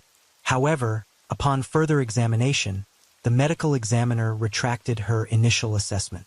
After carefully reviewing the baby's body, she declared that there was no evidence whatsoever of burning. Despite this new revelation, the prosecution's approach remained unchanged. They clung to Skylar's admission that she had attempted to cremate the remains, even though the evidence contradicted their theory of a burned body. This approach highlighted the state's determination to secure a conviction, regardless of the evidence. Throughout this tumultuous period, Skylar's family endured immense stress and fear. The public scrutiny and threats made their lives unbearable, and they struggled to navigate a world where every move they made was under the microscope. Skylar's defense attorneys worked tirelessly as the trial approached to defend her against the charges. Skylar's family was able to raise the $50,000 bail amount to secure her release on bond. However, as a condition of her release, she was ordered to wear the ankle bracelet to monitor her whereabouts. As a result, Skylar remained primarily confined to her home and avoided going out in public. She found herself isolated and preferred to spend most of her time with her family's dogs. Over 12 months, Skylar's life took on a different path. Her plans to attend the University of Cincinnati were put on hold as she awaited trial for the murder of her baby. The charges were serious, and the defense filed a motion to move the trial to a different county. However, the request was denied, leaving Skylar to continue facing the trial in the original jurisdiction. During this time, the weight of her circumstances weighed heavily on Skylar. She grappled with the emotional and psychological impact of the allegations against her, as well as the isolation she felt from the outside world. Spending time with her dogs provided solace and a sense of comfort. It became her main companionship and support as she awaited her trial. Skylar's family stood by her side throughout this difficult period, offering unwavering support and encouragement. They stood by her, believing in her innocence and hoping the truth would come to light. Despite the challenges she faced, Skylar remained determined to fight for her freedom. In July 2019, the state approached Skylar's defense attorney with an unexpected offer. The offer stated that if Skylar pleaded guilty to the remaining charges, which carried a sentence of 15 years, the state would withdraw the charge of aggravated murder. Skylar's parents were conflicted about this decision and wondered if she should accept the plea deal. After carefully considering the offer, Skylar decided to turn down the plea deal. This decision terrified her parents, who questioned if she made the right choice. However, they knew it was Skylar's choice, not theirs. On September 3, 2019, Skylar went on trial for the murder of her newborn baby girl. The state began its opening statements by presenting a text message that Skylar had sent to her mother. In this message, she expressed how happy she was, stating that her belly had returned to its normal size.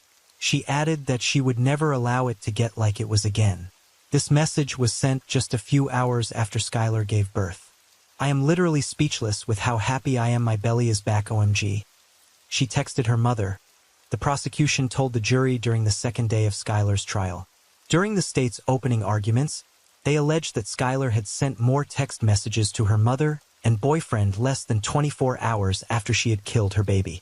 These messages, according to the state, suggested that Skylar was thrilled about her baby's death and pointed to these texts as evidence that she played a role in the baby's death.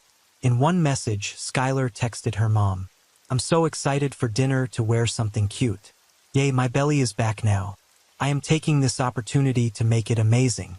This message was interpreted as an attempt to hide her guilt and excitement about not having a baby anymore. The state argued that Skylar's use of the words excited was indicative of her pleasure in the baby's death. Additionally, the state alleged that Skylar had sent a message to her boyfriend stating, "Last night was like the worst ever, but I feel so much better this morning. I'm happy." According to the state, this message was proof that Skylar had felt relieved after the baby's death. The state asserted that Skylar had no intention whatsoever of ever having her baby. They admitted that they could not provide concrete proof that the baby was born alive. However, they presented evidence indicating that Skylar had confessed to it during an interview with the police when Skylar stated that she had heard the baby gurgle and cry. After discovering she was pregnant, the state alleged that Skylar conducted a search on the internet for how do I get rid of a baby. In addition, it was claimed that Skylar's mother, Kim, had informed Skylar that her life would come to an end if she became pregnant. This revelation reportedly instilled fear in Skylar. The prosecutor said she was determined to keep her secret. When she could conceal her daughter no longer, she took her daughter's life. On the third day of Skylar's trial, the doctor who performed the autopsy on her baby and ruled the cause of death as violent homicide took the stand to testify. However, the doctor stated that she was not able to determine whether the fractures she found on the skull of the baby occurred before or after the death of the baby. Instead, she made her opinion on the cause of the fractures based on statements made by Skylar during her police interrogation. Skylar's defense attorney challenged the doctor's findings, arguing that she may have suffered from confirmation bias. The attorney argued that the doctor had already formed an opinion and was unlikely to change it. During cross-examination, the doctor admitted that she never examined the remains of the deceased baby under a dissecting microscope. The defense attorney then asked the doctor if she consulted with an obstetrician. The doctor responded that she had not. Furthermore, the attorney asked if the doctor had looked at photos of the burial site or the backyard of Skylar's residence. The doctor again stated that she had not. Another doctor, a fetal medicine specialist, testified in the afternoon portion of Skylar's trial, mostly under examination by the prosecution. This doctor cast doubts on Skylar's baby being stillborn, stating that all she had was one screening. Given the margin of error of fundal height measurements during the third trimester of pregnancy, which the doctor said are off 60% of the time, she was probably carrying a healthy baby. The doctor added that Skylar had admitted feeling her baby moving inside of her, and a deceased baby does not move. He also cast doubt on the reports from a doctor who filed a report for the defense that said Skylar's baby likely had growth issues. During cross-examination by Skylar's attorney, the doctor was asked if the prosecution was paying him. He replied that he was given an amount of $5,000 a day because that's what it costs the practice if they have a doctor who's not there. As the prosecution presented their case against Skylar, shocking and heart-wrenching evidence unfolded in the courtroom. Among the various pieces of evidence shown, the most impactful were the pictures of the deceased baby's remains displayed on the television screen. These images left a lasting impact on Skylar, as revealed by her reactions during the trial. When the pictures of her baby's remains appeared on screen, Skylar's initial reaction was to stare straight ahead. She avoided looking at the photos, seemingly unable to bear the sight. Skylar's stoic demeanor contrasted with the previous day when she visibly trembled when the judge sat down before jury selection. When Skylar's defense attorneys presented their case, they argued that Skylar's life was far from perfect, even before the accusation of murder. They claimed that much of what the prosecution presented were half-truths and argued that some of the texts presented in court were taken out of context. The defense argued that Skylar's frequent use of such text language did not imply that she committed the heinous crime of murdering her daughter. The defense attorneys also emphasized Skylar's mental health struggles, specifically highlighting her battle with an eating disorder since she was 12 years old. They presented evidence indicating that Skylar regularly visited a psychologist and nutritionist to address her eating disorder. To support their claims, they showed the jury pictures of Skylar depicting her at various stages of weight and appearance.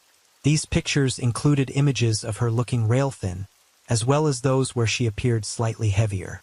According to her attorney, Skylar cradled the baby for hours while bleeding on the ground in the bathroom. They said despite her physical state, she remained steadfast in her commitment to comfort and care for the lifeless body. After enduring unimaginable pain, Skylar's attorneys said she made the decision to bury her baby in the backyard. Skylar's attorney explained to the court that Skylar had intended to notify her family about her upcoming pregnancy, but unfortunately, she never had the opportunity to do so. According to her doctor, Skylar was told that she would deliver a baby within 8 to 10 weeks.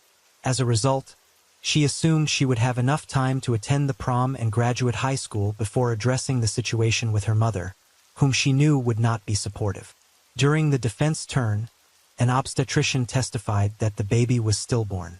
The doctor argued that Skylar did not admit to cutting the cord, suggesting that it may have become detached before or during birth. The doctor also pointed out that Skylar's description of the baby's appearance was noteworthy, as she said the baby was really white. The obstetrician stated that this did not indicate a healthy newborn. He said in his experience, a newborn is usually a purplish color. Furthermore, the obstetrician noted that Skylar only gained 15 pounds throughout her pregnancy. He suggested that her eating disorder may have restricted the baby's development in the womb. This testimony aimed to cast doubt on the validity of Skylar's statements to the police regarding the baby's well-being. The defense's argument was that Skylar only told the police what she wanted to hear during the interrogation and that she did not witness or engage in any harmful behavior toward the baby. They aimed to cast doubt on the credibility of her testimony and suggest that other factors may have contributed to the baby's death. Skylar Richardson's trial lasted for 1 week before the jury was sent to deliberate. After just 4 hours, the jury returned with a verdict. They acquitted her of aggravated murder, involuntary manslaughter, and child endangerment. However, she was convicted of abuse of a corpse, a felony that carried up to 1 year in prison. The judge ordered her to be held in jail until her sentencing hearing. 1 day later, her sentencing hearing took place. Skylar apologized for her actions and acknowledged the gravity of what she had done. During Skylar's sentencing hearing, the judge did not spare any leniency when he admonished Skylar for her role in the tragic loss of her baby. The judge firmly believes that if Skylar had made better decisions throughout her pregnancy, her child would still be alive today.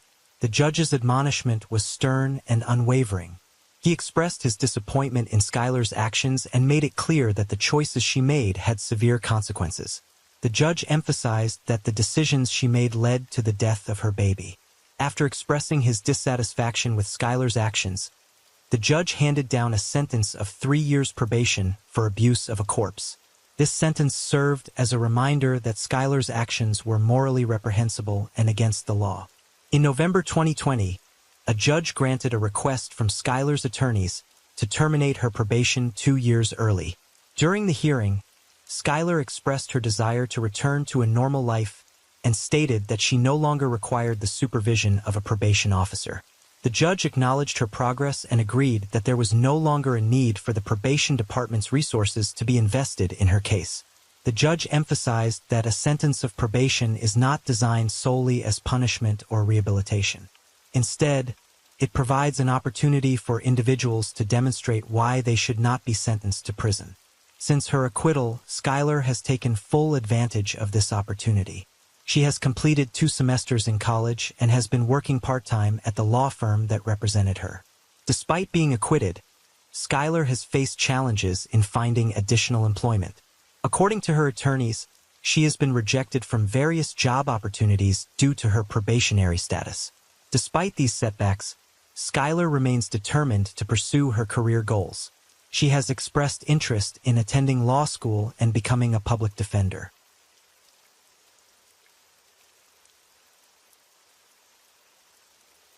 Story 5. On June 5, 2002, 14-year-old Elizabeth Smart slept in her bed in the affluent town of Federal Heights in Salt Lake City, Utah.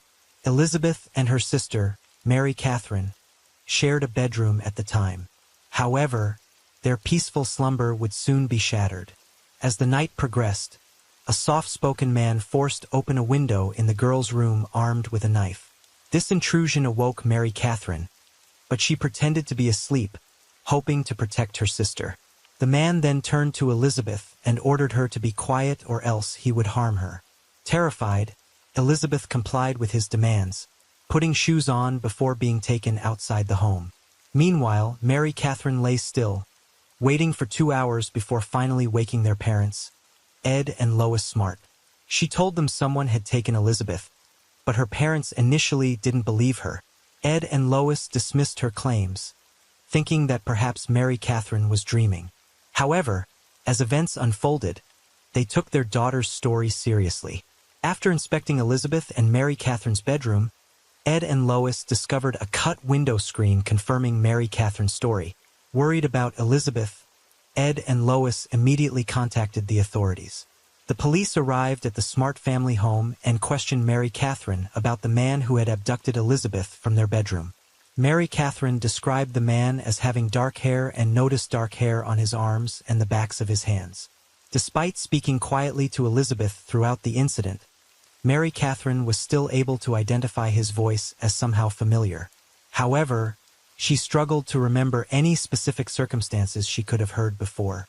About 3.5 hours after Elizabeth was taken, the authorities utilized the Rachel Alert system to broadcast information about her abduction to the public. The Rachel Alert was named after another Utah girl who was abducted and murdered. By utilizing this alert system, the authorities could quickly reach a wide audience and enlist the public's aid in locating Elizabeth. Because Ed and Lois Smart had put their house up for sale before Elizabeth was taken from her bedroom on June 5, 2002, the police looked at people who toured the house as possible suspects in Elizabeth's abduction. In addition to the house tour, the police also searched the Smart family's computer. They wanted to uncover any online interactions Elizabeth may have had with strangers, as this was a common tactic used in child abduction cases. By examining her computer records, they hoped to determine if she had come into contact with anyone who may have known or been involved in the abduction. The day after Elizabeth was kidnapped, her parents went on national television and pleaded for her safe return. In a heart-wrenching and emotional appeal, Ed Smart addressed the perpetrator directly, imploring them to bring their daughter home. His voice filled with desperation and love. He pleaded with the person responsible for taking Elizabeth to have mercy and return her safely. Tears accompanied Ed's plea as he spoke about his immense love for his daughter and his unwavering commitment to finding her. When the police spoke to Elizabeth Smart's neighbors in Federal Heights, none of them reported seeing or hearing anything suspicious on the day Elizabeth was abducted. This lack of information surprised the police, as they had hoped to gather more information to assist with the investigation. Shortly after Elizabeth's abduction, the mayor of Salt Lake City, Rocky Anderson, made a public announcement offering a $10,000 reward for her safe return to her family. However, the reward was soon raised to $250,000. Nearly 1,200 volunteers joined Elizabeth Smart's family and friends to search for her. At a news conference, police told the public despite the thousands of tips they were receiving, they were making little headway in Elizabeth's abduction. The authorities in Salt Lake City called in help from other police departments across the state. However, without evidence like a vehicle description, there wasn't a lot of information to go on. With no leads in Elizabeth's disappearance, the police began to get frustrated with the lack of progress in her case. Scott Atkinson, the captain of the Salt Lake City Police Department, told the public that everyone was still a suspect in Elizabeth's abduction. Yet, he reiterated Elizabeth's family was not the focus of the investigation. One of the 1,200 volunteers searching for Elizabeth alerted the police to a suspicious man she saw while she was looking through a wooded canyon for Elizabeth. The volunteer described the man as being in the area and acting suspiciously. This information prompted the police to begin a search for the man. The search lasted all night long, but despite their efforts, the police were unable to locate the suspicious individual. As a result, they ruled the tip out and determined that it was not credible. Another tip received by the police regarding Elizabeth's abduction came from the local milkman in Federal Heights. The milkman claimed to have witnessed a man driving an older gray Honda or Nissan on Elizabeth Street a day or two before her disappearance. He told the police that he had a peculiar feeling about the driver of the car and decided to write down the license plate number. When the police thoroughly searched their vehicle database for that specific license plate number, they came up empty-handed. Unable to find any relevant information or leads, they dismissed the tip as not viable. The police officers investigating the abduction of Elizabeth Smart encountered a significant challenge due to the large number of individuals who showed up at the Smart residence in the hours following her abduction. By the time the police arrived at the scene around 4 a.m., the home was already filled with numerous individuals, causing potential contamination of any possible evidence that may have been present. As the search for Elizabeth Smart continued, the police questioned a man who had contact with Elizabeth at a social function before her abduction. However, they soon released this person and determined they had no connection with Elizabeth's disappearance. The search efforts intensified, and over 20 volunteer pilots in their private planes searched the Salt Lake area from the skies. Yet their efforts yielded no results. Tracking dogs indicated they had smelled something in Red Butte Canyon, several miles from Elizabeth's home. Police searched that area, but it turned out to be a dead end. Elizabeth's father, Ed Smart, had reached the point of exhaustion during the search for his daughter. He collapsed from the strain and had to be taken to the hospital. However, a few hours later, he was released and determined to continue looking for his daughter. Ed Smart and his wife had not been able to sleep and were utterly exhausted by the ordeal. In a media interview, Ed Smart expressed his frustration and determination to find his, stating that he and his wife were barely holding it together. Despite Elizabeth's parents' exhaustion while they looked for her, Ed and Lois Smart held out hope their daughter was alive. They firmly believed in their unwavering belief that Elizabeth was going to come home to them. This conviction was instilled deep within their hearts. Elizabeth's mother, Lois Smart, expressed her love and commitment to her daughter through the media. She said in a powerful and emotional statement, "Elizabeth, if you can hear us, we love you." Elizabeth's loved ones held a candlelight vigil, praying for her to return home safely. In response to the abduction, the police requested Elizabeth's father, Ed, to take a polygraph test. Ed willingly complied with the request, demonstrating his family's commitment to aiding the authorities in finding their daughter. Her family was more than willing to do whatever was necessary to help the investigation. The investigation into Elizabeth's abduction ruled out the possibility that she had staged her disappearance, and they determined that she had not run away. Mark Kloss, whose daughter was kidnapped and murdered in California in October 1993, reached out to Elizabeth's family to offer his support. He traveled to Utah to speak with Ed and Lois Smart, sharing his own experiences and insights to help them navigate the challenging circumstances they were facing. During an interview with the media, Mark Kloss highlighted how the internet had benefited Elizabeth's disappearance. He stated that with the internet, the police were able to quickly and effectively spread the word about Elizabeth's missing person flyer, as this allowed them to reach a wider audience and alert people in different states, increasing the chances of finding her. The police soon received information that a man named Brett Michael Edmonds had been sighted in Federal Heights around the time Elizabeth was abducted. This information led detectives to seek Brett for questioning. However, their search for Brett proved unsuccessful, as they could not find him anywhere. As the investigation continued, the police discovered that Brett had relocated to New Mexico and Texas. A chase ensued, and authorities eventually apprehended a man they believed to be Brett at a department store. The individual was arrested on charges of auto theft and shoplifting. However, upon further investigation, it was determined that he was not Brett Michael Edmonds. Despite the physical similarities, the man was determined to have had no connection to Elizabeth's case. Eventually, the police found Brett Michael Edmonds in West Virginia, where he was admitted to the hospital due to an overdose and liver failure. Brett's health was so critical that the authorities feared he might not survive.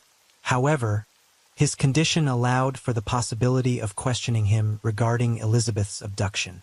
Brett was conscious, alert, and able to speak, which presented an opportunity for the police and FBI agents working on the case to interview him. He was cooperative with the police, and the police concluded that Brett had nothing to do with the abduction. After Brett Michael Edmonds was cleared as a suspect in Elizabeth's abduction, the police turned their attention to 48-year-old Richard Albert Ritchie. Ed Smart, Elizabeth's father, informed the police that he had employed Richard at his home for 2 months the previous year. According to Ed, because Richard did not own a vehicle, they worked out a deal where Ed would give Richard his 1990 Jeep Cherokee in exchange for his labor. However, Ed Smart was unaware that Richard Ritchie was a career criminal, and he later stated that he would not have hired Richard if he had known about his background. Richard Ritchie's criminal history dates back to 1973, when he was convicted of second-degree felony burglary. This robbery marked the beginning of a string of offenses over several decades. In 1981, Ritchie was again convicted of burglary for a separate incident. His most serious crime occurred in 1983, when he was sent to prison for aggravated robbery and attempted murder. The conviction resulted from an incident where he wounded a police officer during a gunfire exchange with authorities during a drugstore robbery. Additionally, Richard Ritchie was convicted of theft in 1996 for stealing about $2,500 worth of food from a food pantry in Richfield. According to corrections records, Richard Ritchie was paroled in September 2000. In an interview with the media, Ed Smart expressed his doubts about Richard Ritchie's involvement in his daughter's abduction. Ed stated that despite Ritchie's criminal history, he initially found Ritchie to be a capable worker. On June 14, 2002, Richard Ritchie was arrested on a parole violation, and the police were unable to confirm his whereabouts on the day Elizabeth was abducted. However, Richard Ritchie denied any involvement in Elizabeth's abduction. Through a statement from his attorney, Richard Ritchie informed the public that the police conducted an exhaustive search of his home, even digging up his garden. However, no evidence related to Elizabeth's abduction was found. Richard Ritchie claimed that he cooperated fully with the police, providing them with blood samples for DNA comparison, and sat through 26 hours of interviews. He also surrendered his vehicle to the police for investigation. By July 2002, Elizabeth Smart had been missing for a month, and her family desperately longed for her to return home. They thought their prayers were answered when police received a report of a girl who matched Elizabeth's description being sighted in Nebraska under suspicious circumstances. A witness at a gas station claimed to have seen a crying girl between the ages of 12 and 14 who seemed to be held against her will in a minivan. The witness provided a detailed description of the girl, which matched Elizabeth's appearance. This new development sent shockwaves through the Smart family, as they eagerly hoped for any lead that might lead to finding their missing daughter. However, the police investigation into the report revealed that it had nothing to do with Elizabeth's abduction. After a thorough search, the police found insufficient evidence to connect the sighting to Elizabeth's case. This disappointing discovery left the Smart family grappling with a mix of emotions as they continued to hope for Elizabeth's safe return while acknowledging the potential for false leads. Despite the setback, the Smart family remained steadfast in their determination to find Elizabeth. They maintained a cautious optimism, stating that while they were not ruling out the possibility that the girl at the gas station could be Elizabeth, they needed to keep an open mind. The family spokesperson expressed, "We're not necessarily holding out hope it is Elizabeth. If it is Elizabeth, we'd be elated." Meanwhile, the main suspect in Elizabeth's disappearance, Richard Ritchie, was charged with theft and burglary. He pleaded not guilty to the charges. These charges were filed in 2 incidents involving residences in the Federal Heights neighborhood and the Smart family home. Richard Ritchie was accused of committing burglary, a second-degree felony, and theft, a Class A misdemeanor, in the theft of items from a Federal Heights house on April 4, 2001. Additionally, Richard Ricci was charged with theft, a third-degree felony, in the robbery of items from the Smart House on June 6, 2001. The stolen items were not related to Elizabeth's kidnapping investigation. Salt Lake District Attorney David Yoakum held a press conference to announce the charges. He stated that the stolen items from the Smart House included jewelry and a perfume bottle valued at approximately $3,500. When Ed Smart confronted Richard Ricci about the theft, Richard denied the allegations and was subsequently fired. Unfortunately, the police investigation into the abduction of Elizabeth Smart suffered a significant setback in August 2002 when their best lead, Richard Ricci, passed away from an irreversible injury to his brainstem that caused hemorrhaging. Richard Ricci's condition deteriorated significantly, and he eventually lost the ability to communicate or breathe on his own. As a result, his family made the difficult decision to remove him from a ventilator. In an effort to save Ricci's life, doctors operated to remove a blood clot in his brain and alleviate the pressure on his brainstem. Unfortunately, the damage had already been done, and the efforts were unsuccessful. Despite the loss of Richard Ricci, the authorities continued their efforts to locate and apprehend those responsible for the abduction. However, Ricci's death presented a significant challenge in the investigation and the search for Elizabeth Smart's abductor. The loss of the prime suspect hindered the progress of their case and cast doubt upon the viability of other leads. In August 2002, an 11-year-old girl was sexually assaulted and beaten after she was taken from her bedroom. The severity of her injuries was unimaginable, as doctors at the hospital discovered that every bone in the middle of her face had been broken. She had to undergo surgery, but, unfortunately, her condition remained critical. Following the assault, police arrested a close friend of the girl's father, Javier Sickler. He was charged with aggravated burglary, aggravated assault, and attempted murder.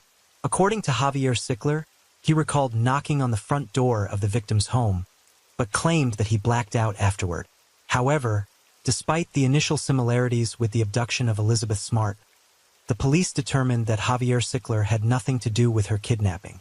As the months continued to pass and Elizabeth Smart remained missing, the police investigating the abduction turned to unconventional methods in their attempt to find her. Among these methods was the use of psychics, individuals who claimed to be able to use extrasensory perception to gain information about the missing girl's location. The psychics provided information to investigators, suggesting that Elizabeth could be found entombed in a crypt in the foothills above Salt Lake City. This tip prompted officials from a company in Seattle to report that more than a dozen of its members had located Elizabeth's body through a special psychic process called technical remote viewing. According to the members of the Seattle-based group, their psychic abilities allowed them to determine Elizabeth had been killed within hours of her abduction.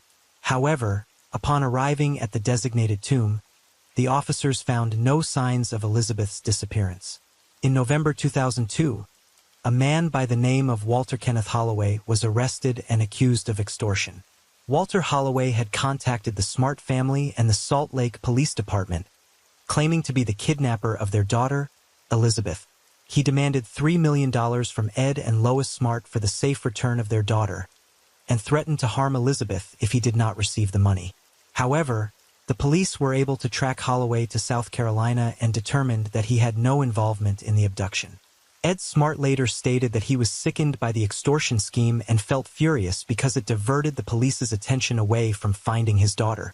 The false kidnapping allegations had hindered their efforts and dedicated resources that could have been better utilized in finding Elizabeth. In October 2002, Elizabeth Smart's sister, Mary Catherine, suddenly realized that the abductor's voice was that of an unemployed man the family knew as Emmanuel. The family had hired Emmanuel to work on the roof and rake leaves in their yard for a day. However, the police officers were skeptical due to the short time Emmanuel had worked for the family, the long time that elapsed between the abduction and the revelation, and the limited time Mary Catherine had heard the abductor's voice. Despite the doubts, the family had a sketch artist draw Emmanuel's face from their descriptions. The sketch was eventually released in February 2003 and featured on several television shows, including Larry King Live and America's Most Wanted. The drawing of a suspect that was released by the police was recognized by relatives of a man named Brian David Mitchell, who provided the police with contemporary photographs of him. These photographs helped authorities confirm that the sketch was indeed an accurate depiction of Brian David Mitchell. On March 12, 2003, two couples in Sandy, Utah spotted Brian David Mitchell with a woman and a girl. They recognized Brian David Mitchell from the photos they had seen on the news, which depicted him as the missing girl's abductor. The woman accompanying Brian David Mitchell was later identified as his wife, Wanda Barzee. One of the couples called the police immediately after recognizing them. The police department was immediately notified and dispatched police officers to the location. Upon questioning Elizabeth Smart, the missing girl from Salt Lake City, was identified. The officers rescued her and arrested both Brian David Mitchell and Wanda Barzee.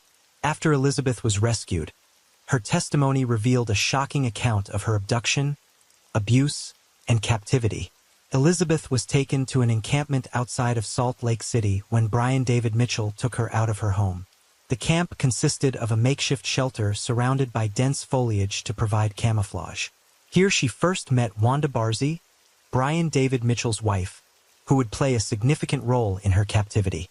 According to Elizabeth Smart's testimony, Wanda Barzee initially played the role of a maternal figure, offering her comfort and warmth. However, as the days turned into weeks, Wanda Barzee's demeanor began to change. She began to exert control over Elizabeth, demanding that she adhere to their bizarre religious beliefs.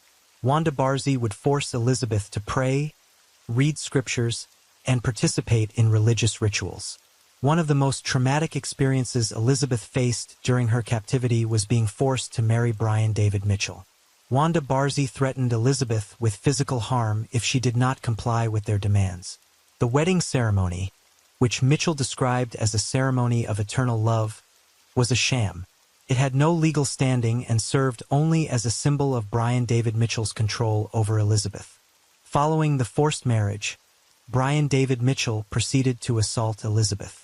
He justified his actions by claiming that he was a Davidic king who had been commanded to kidnap virgin brides in order to fight against the Antichrist. Brian David Mitchell insisted that Elizabeth was the first of many virgins he would abduct, and that she would accompany him as he battled this mythical figure. Elizabeth Smart endured unimaginable abuse during her captivity. In order to prevent her from escaping, she was shackled to a tree with a metal cable, which severely limited her mobility outside of the tent she occupied. This constant confinement prevented her from seeking freedom and left her feeling trapped and helpless. In addition to the physical restraint, Elizabeth was also subjected to psychological torment. She was forced to take a new name and chose the name Esther, after Esther of the Old Testament. The name change was a symbol of the loss of her identity and the manipulation and control exerted over her by Brian David Mitchell and Wanda Barzee.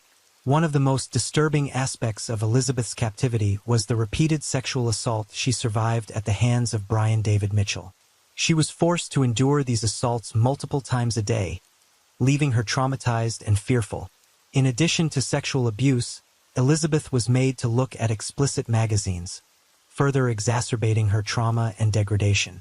Elizabeth was constantly threatened with violence and even death. Brian David Mitchell regularly threatened to kill her, leaving her in a constant state of fear and anxiety. The constant fear and uncertainty only intensified the abuse she endured, leaving her feeling overwhelmed and helpless. In order to further weaken her resistance, Mitchell often forced Elizabeth to drink alcohol and take drugs. These substances were used as a means to lower her resistance and make it easier for him to control her. The constant intoxication left her disoriented and vulnerable, making it easier for the abusers to carry out their horrific acts. Elizabeth was also starved and fed garbage by her captors. After her rescue, Elizabeth called Wanda Barzee the most evil woman she had ever met.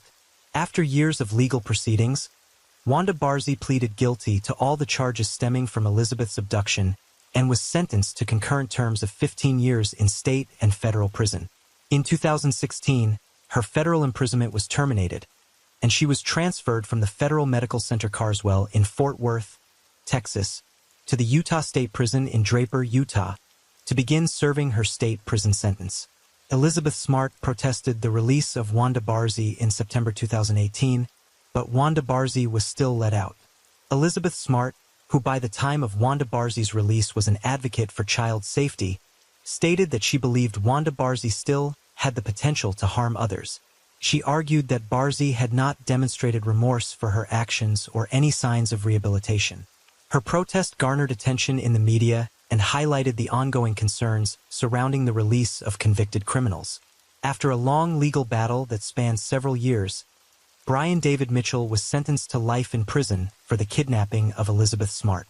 During the sentencing hearing, Elizabeth had the opportunity to address her kidnapper directly. In a powerful and emotional statement, she expressed the pain and trauma he had caused her.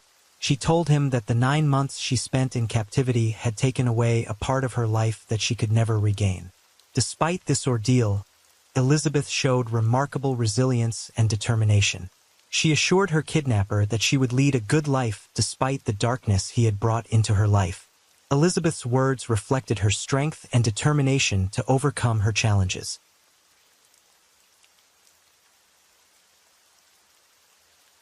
Story 6. Some nights, Sandra Melgar finds herself lying in her small prison cell, and she can't help but reflect on the twists her life has taken. She never, in her wildest dreams, imagined she'd end up a widow and a suspect in her husband's murder. It was unfathomable that a year and a half after his tragic death, a grand jury would quietly indict her, and almost 5 years later, a jury would convict her based on circumstantial evidence alone. No clear motive or physical proof tied her to the crime. Now, at the age of 59, every day since her husband's passing has been nothing short of a nightmare. Sometimes I still think I'll be going back home. I catch myself wanting to tell him things, forgetting that he's gone, Sandra shared during a recent interview. Her blue eyes were red and puffy as tears streamed down her pale cheeks. It doesn't feel like he's really gone. It's more like he's just temporarily away or on a trip out of town. I try not to dwell on it. She paused for a moment. I know I'll see him again. For the past 10 months, Sandra has called the William P. Hobby Unit her home. This women's prison sits amidst the Texas countryside. Sandra manages to stay in touch with her friends and family, many of whom still firmly believe in her innocence. She chats regularly with her daughter and only child, Elizabeth Liz Melgar Rose, though the noisy prison environment and Sandra's soft voice sometimes make for challenging conversations. She writes letters to her friends, who keep her posted about her Pomeranian Lola, who was there in the house on that fateful night. Most weekends, she gets to spend a couple of hours with a rotating crew of friends and family, thanks to one of her closest pals who coordinates these weekly visits. Liz stands as her mother's strongest advocate, taking it upon herself to be the spokesperson and passionately discussing what she sees as a grave injustice that has robbed her of both her mother and father.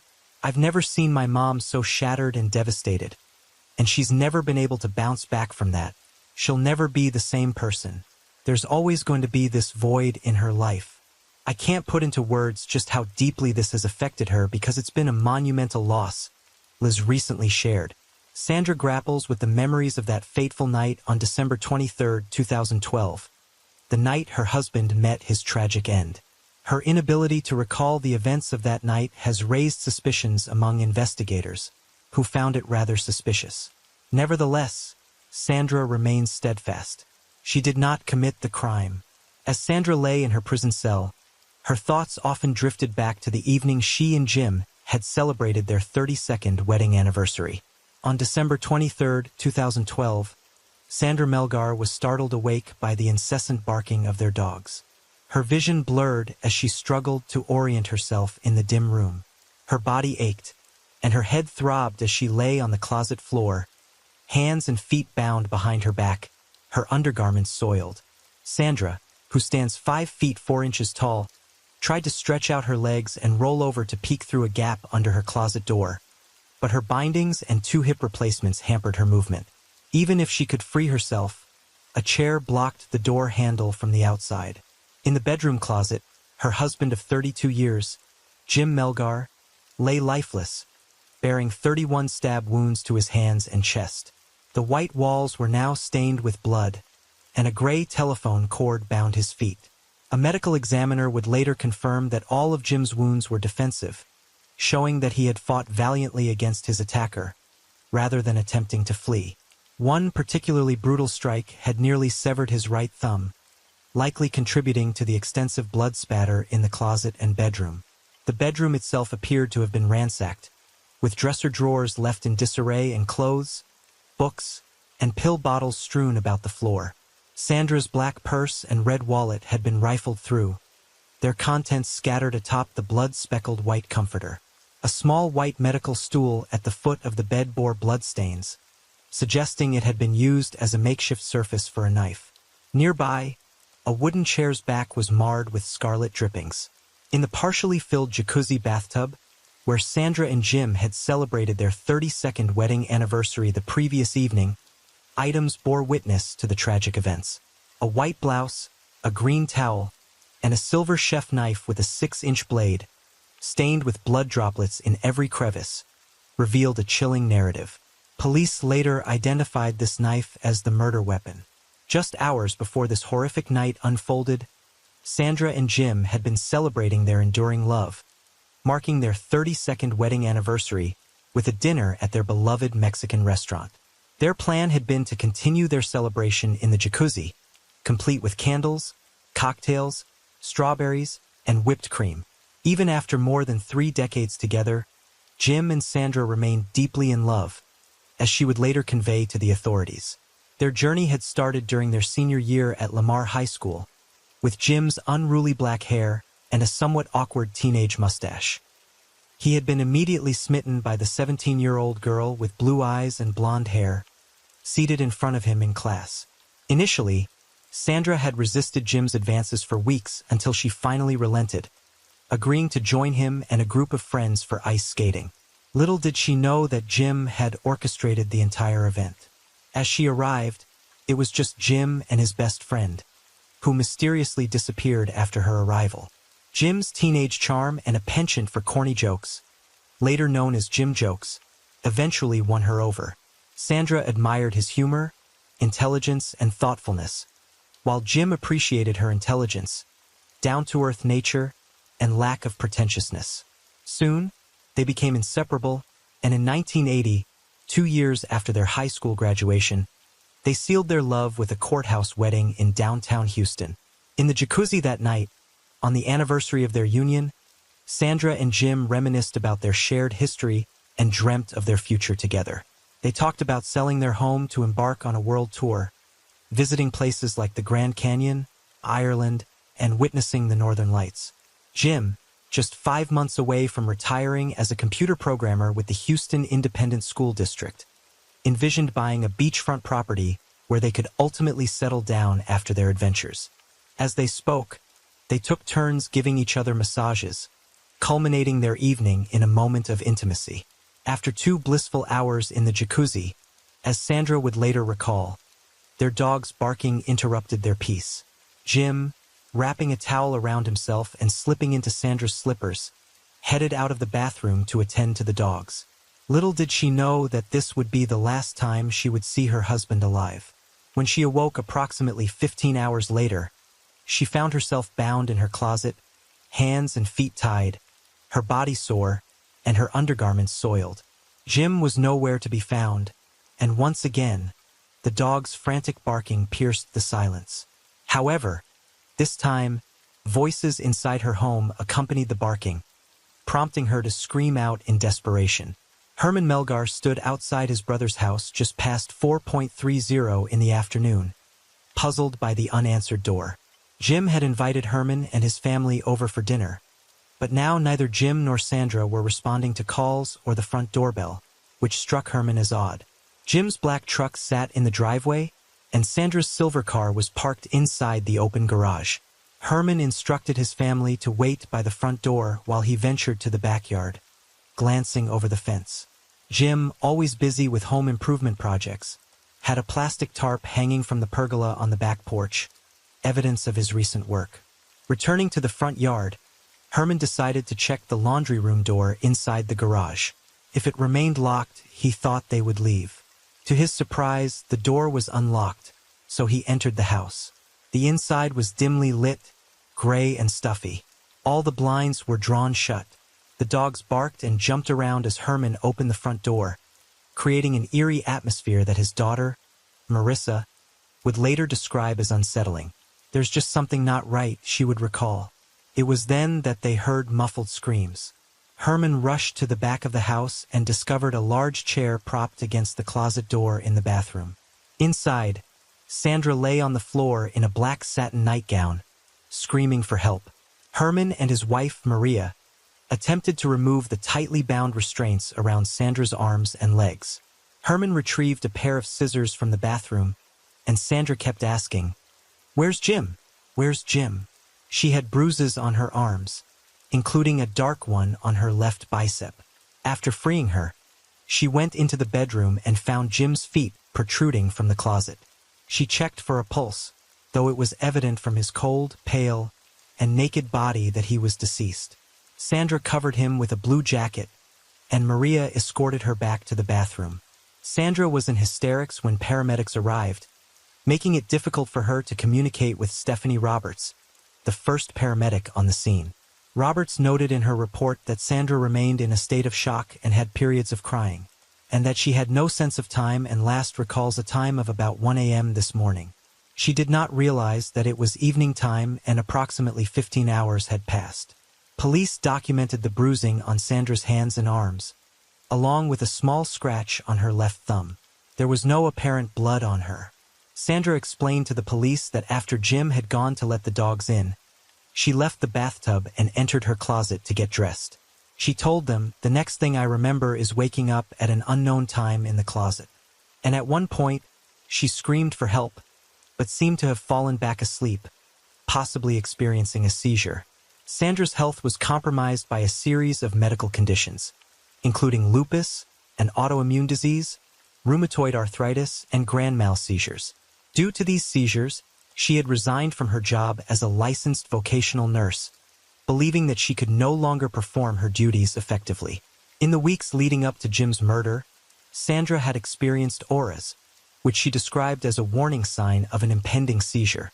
During seizures, she told the police, she would sleep for hours and awaken in a state of confusion, disorientation, and significant pain. As crime scene investigators meticulously examined the house, Sandra found herself in an interrogation room at the Harris County Sheriff's Office. She expressed discomfort with the cold temperature. "I did ask you to take a polygraph test." "Yes, I did, and I'm too shaken and I'm freezing." Sheriff Sergeants Sean Carrizal and James Doucette conducted a 3-hour interrogation, probing Sandra about the 36 hours leading up to Jim's death. Sandra was soft-spoken and complained of a headache. She provided specific details about some aspects, such as removing her boots in the bedroom, changing in the bathroom, and recalling their conversation in the jacuzzi. However, with other details, her memory was less precise and she struggled to remember. She initially mentioned Jim being gone for 15 minutes to let the dogs in before she exited the jacuzzi, but later suggested it might have been about 5 minutes. When questioned about the timeline, Sandra admitted the following. Carrizal inquired about their future plans, and Sandra leaned forward, burying her face in her hands and breaking into tears. Carrizal raised the possibility of her being involved in Jim's death, but Sandra cut him off, stating, That's it. I need a lawyer. I'm not talking anymore because you guys are just trying to torture me here." Doucette encouraged Sandra to take a polygraph test, which she declined, citing nervousness, shaking, cold, and concerns about it being used against her. Her refusal seemed to frustrate Doucette, who interpreted it as a sign that she had something to hide. As the interview continued, Doucette told Sandra the following. We're going to find out everything about you. We're going to find out everything about your husband. We're going to talk to everybody in your neighborhood. We're going to talk to everybody that you're related to." Sandra hoped that this extensive investigation would redirect attention away from her, stating that "I hope you're related to someone else too, because it's not me." Then Doucette probed further and asked Sandra the following. "And you and your husband, how would you describe y'all's relationship lately?" "We have a great relationship, even better lately." As the interrogation neared its conclusion, the detectives expressed their frustration with Sandra's lack of memory. They questioned how she could have blacked out during the moments when her husband, whom she claimed to love dearly, was brutally stabbed just feet away in the bedroom. They asked why she hadn't heard his screams. Carrizal pleaded with Sandra, saying, "I need you to help me. I need you to help me. I need you to help me on this. I didn't hear anything." Sandra replied, her face still concealed in her hands. "I didn't hear anything." Carrizal and Doucette exited the frigid, confined room, leaving Sandra crying with her face in her hands. Later, Carrizal would contact the Harris County District Attorney's Office to file murder charges, while Sandra remained at the station and crime scene investigators continued their work at her home. The DA's office ultimately declined to pursue those charges, citing a lack of evidence. The news of Jim's murder quickly rippled through their neighborhood. Concerned neighbors congregated outside, engaged in hushed conversations, speculating about a possible home invasion gone awry, and harboring fears of a potential return by the assailants. Some residents went as far as bolstering their own security by installing cameras and floodlights on their homes. The Melgars were recognized by their neighbors as a reserved couple who typically kept to themselves. Occasionally, they would catch a glimpse of Jim working in the yard, or Sandra coming and going from the garage. Curiously, one neighbor recalled being in his garage until 1 in the morning on the night of the murder, and couldn't recall any suspicious activity in the neighborhood. To be honest, if anybody was going to get robbed, it would probably be me because the garage door was wide open. I'm there. It was just me messing with my stuff. If someone were going to come down and try to rob somebody, they'd be like, "Look at that dude. Let's just go in there, tie him up and take all his stuff," the neighbor remarked. 2 days following the murder, Liz met with Carrizal and Doucette, revealing various items missing from the house, including a TV from the bedroom and Sandra's medication bottles of hydrocodone and phenobarbital. She had previously informed detectives about a backpack containing a gaming system and games that had been left in the garage. Liz also shared insights into her mother's seizures and health issues. "She's in quite a fragile state right now," she conveyed. "It seems that she's undergoing some post-traumatic stress as well.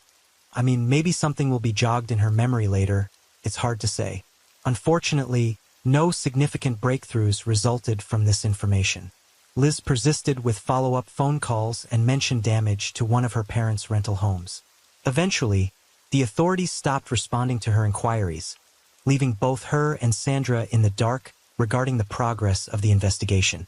A year and a half later, in July 2014, Sandra was discreetly indicted for Jim's murder by a grand jury. Grand jury proceedings, shrouded in secrecy by state law, left the public in the dark about the discussions and evidence presented during those proceedings. Sandra's case moved at a sluggish pace even after the indictment. It passed through the hands of at least 4 prosecutors in the district attorney's office over the next 3 years, until it landed on Colleen Barnett's desk in May 2017. Barnett had returned to the DA's office in January of that year, following a 4-year hiatus during Kim Ogg's tenure as district attorney. Throughout her 24-year career, Barnett had earned a reputation as a diligent and fair prosecutor, according to both her colleagues and attorneys who had faced her in court. She had handled over 70 murder trials, including the capital murder case against Suzanne Basso, a woman executed for luring a mentally disabled man to Texas under the promise of marriage and subsequently murdering him. Barnett was fully aware of the challenges in Sandra's case. No apparent motive, no confession, and no direct evidence linking Sandra to the crime. "It was a challenging case, but one I believed in," she asserts today. During the 13-day trial commencing in August 2017, Barnett portrayed Sandra as a calculating murderer who meticulously plotted Jim's demise, luring him into their bedroom with the promise of intimacy. Barnett told the jury that Sandra had tied Jim's feet with a gray telephone cord before using a knife to inflict a fatal wound from his chest to his neck. Barnett emphasized the presence of a bag of sex toys found on the bed, which Sandra later claimed was a gag gift from a friend. Barnett conceded that she couldn't definitively pinpoint a motive for Sandra's actions, instead presenting various theories, such as Jim's life insurance policy with HISD or Sandra's purported desire to end their marriage. However, as a Jehovah's Witness, her religion prohibited divorce.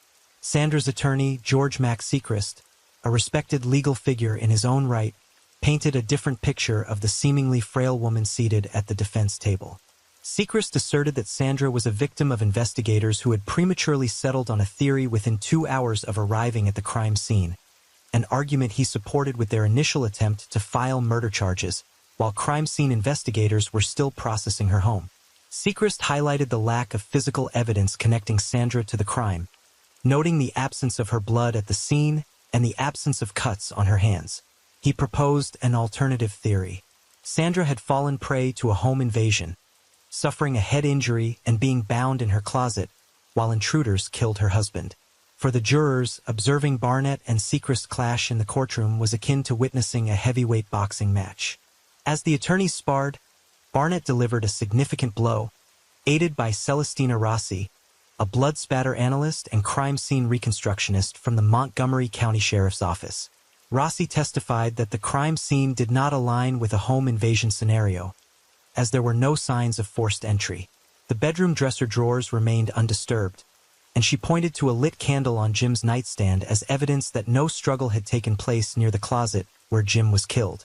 Rossi affirmed that the majority of the blood was confined to the closet, with the exception of spatter on the back of a chair, the white medical stool, and speckles on the comforter. According to Rossi, this spatter likely resulted from the injury to the artery near Jim's thumb. She concurred with the medical examiner's report, asserting that all of Jim's wounds were defensive, and she noted his loaded handgun, inches from his body in the closet, which appeared untouched. You're never going to shoot your spouse, even if she's coming at you with a knife. You're going to try to disarm her, Rossi stated, concurring with Barnett's assertion that Sandra had murdered her husband. After deliberating for 8 hours over 2 days, the jury of 8 men and 4 women found Sandra guilty of murder, sentencing her to 27 years in prison, well short of the potential 99-year maximum sentence. We figured at that point she would be in her early 70s and maybe have a chance to see her grandchildren, the jury foreman would later say, speaking from his home a year after the trial, while opting to remain anonymous. So it was a humane decision, frankly. Do we think this woman is a threat to society? None of us thought that. Sandra let out a shriek and nearly collapsed into her seat when District Judge Kelly Johnson read the verdict. The courtroom, filled with supporters who believed the trial was a mere formality to prove Sandra's innocence, was left in stunned disbelief. For weeks, they had tried to reassure Sandra that everything would turn out fine, perhaps to sustain their own spirits. But suddenly everything crumbled. It was as if they had spent the past 3 weeks deceiving their loved one. As Sandra was escorted out of the courtroom, clad in a red blazer and relying on a cane, she paused to embrace Liz one last time. When they parted, Liz crumpled to the courtroom floor. I just remember the room spinning and I felt like I was completely alone there. I think everybody expected the jury to return a not guilty verdict and it was just, I don't even have words to describe it, Liz recounted. I just felt completely lost and devastated because not only had I lost my dad and not only had this person gotten away with it, but now my mom is paying the price for it and I've lost both my parents to a justice system that got it completely wrong. Sandra's supporters directed much of their anger toward Barnett, alleging that she twisted Sandra's words, exploited her religious beliefs, and concocted an implausible narrative that led to her incarceration. In contrast, the jury foreman maintained that Barnett's version of events made the most sense, ultimately pinning the blame on Sandra. He found her story inconsistent, citing her changing account of the time they returned home and how long Jim had been out of the jacuzzi before she retreated to her closet. He also questioned the authenticity of her seizure that night, referencing Sandra's medical records, which indicated stable seizures, and her visit to the neurologist following the murder, during which she made no mention of the alleged seizure. The more you started listening to the things she said, the more you realized they didn't make sense, the foreman asserted, standing by the jury's verdict. Every step of the way, when you really peel back the onion, you realize that she is lying. I would love to be able to believe her, but the evidence says otherwise. Admittedly, he added, we're people. Could we be wrong? Of course we can be. I don't think we are. A month after the verdict, Sechrist filed a motion for a new trial, outlining in an 88-page brief how Sandra had been convicted based on an inept investigation, conducted by investigators who were clearly theory-driven and lacked sufficient evidence to support a guilty verdict. The prosecution's case was built on conjecture and hypotheses, which were not rooted in evidence, Seacrest later contended. Sandy didn't kill Jamie. However, Judge Johnson denied his motion, setting in motion a potentially protracted appeals process and representing Sandra's final hope to demonstrate her innocence. Seated behind a glass partition in the visitors' center this past July, Sandra steadfastly maintains her innocence. No, she softly asserts. Her voice, barely above a whisper, continues, "I did not kill my husband." Her trembling hand moves to her mouth, and she breathes heavily. "No, I didn't kill my husband," she repeats, shaking her head in denial. "If not her, then who? I wish I knew. I wouldn't be here if I knew." Her breaths grow labored, and she clutches her chest, sensing the onset of a panic attack. "This is a nightmare," she says. Sandra clings to hope for a future release, whether through a successful appeal or parole. Her eligibility date is February 2031, when she will be 71 years old. Having heard the complex and emotional case of Sandra Melgar's conviction for her husband's murder, do you believe in her innocence? Or do you think the evidence against her was compelling enough for a guilty verdict? Please share your insights and opinions in the comments below. If you like this video, please give it a thumbs up, and see you in the next one.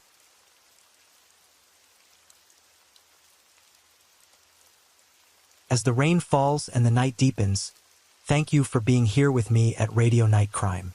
True crime stories remind us of life's mysteries and the need to stay aware, even in the stillness of the night.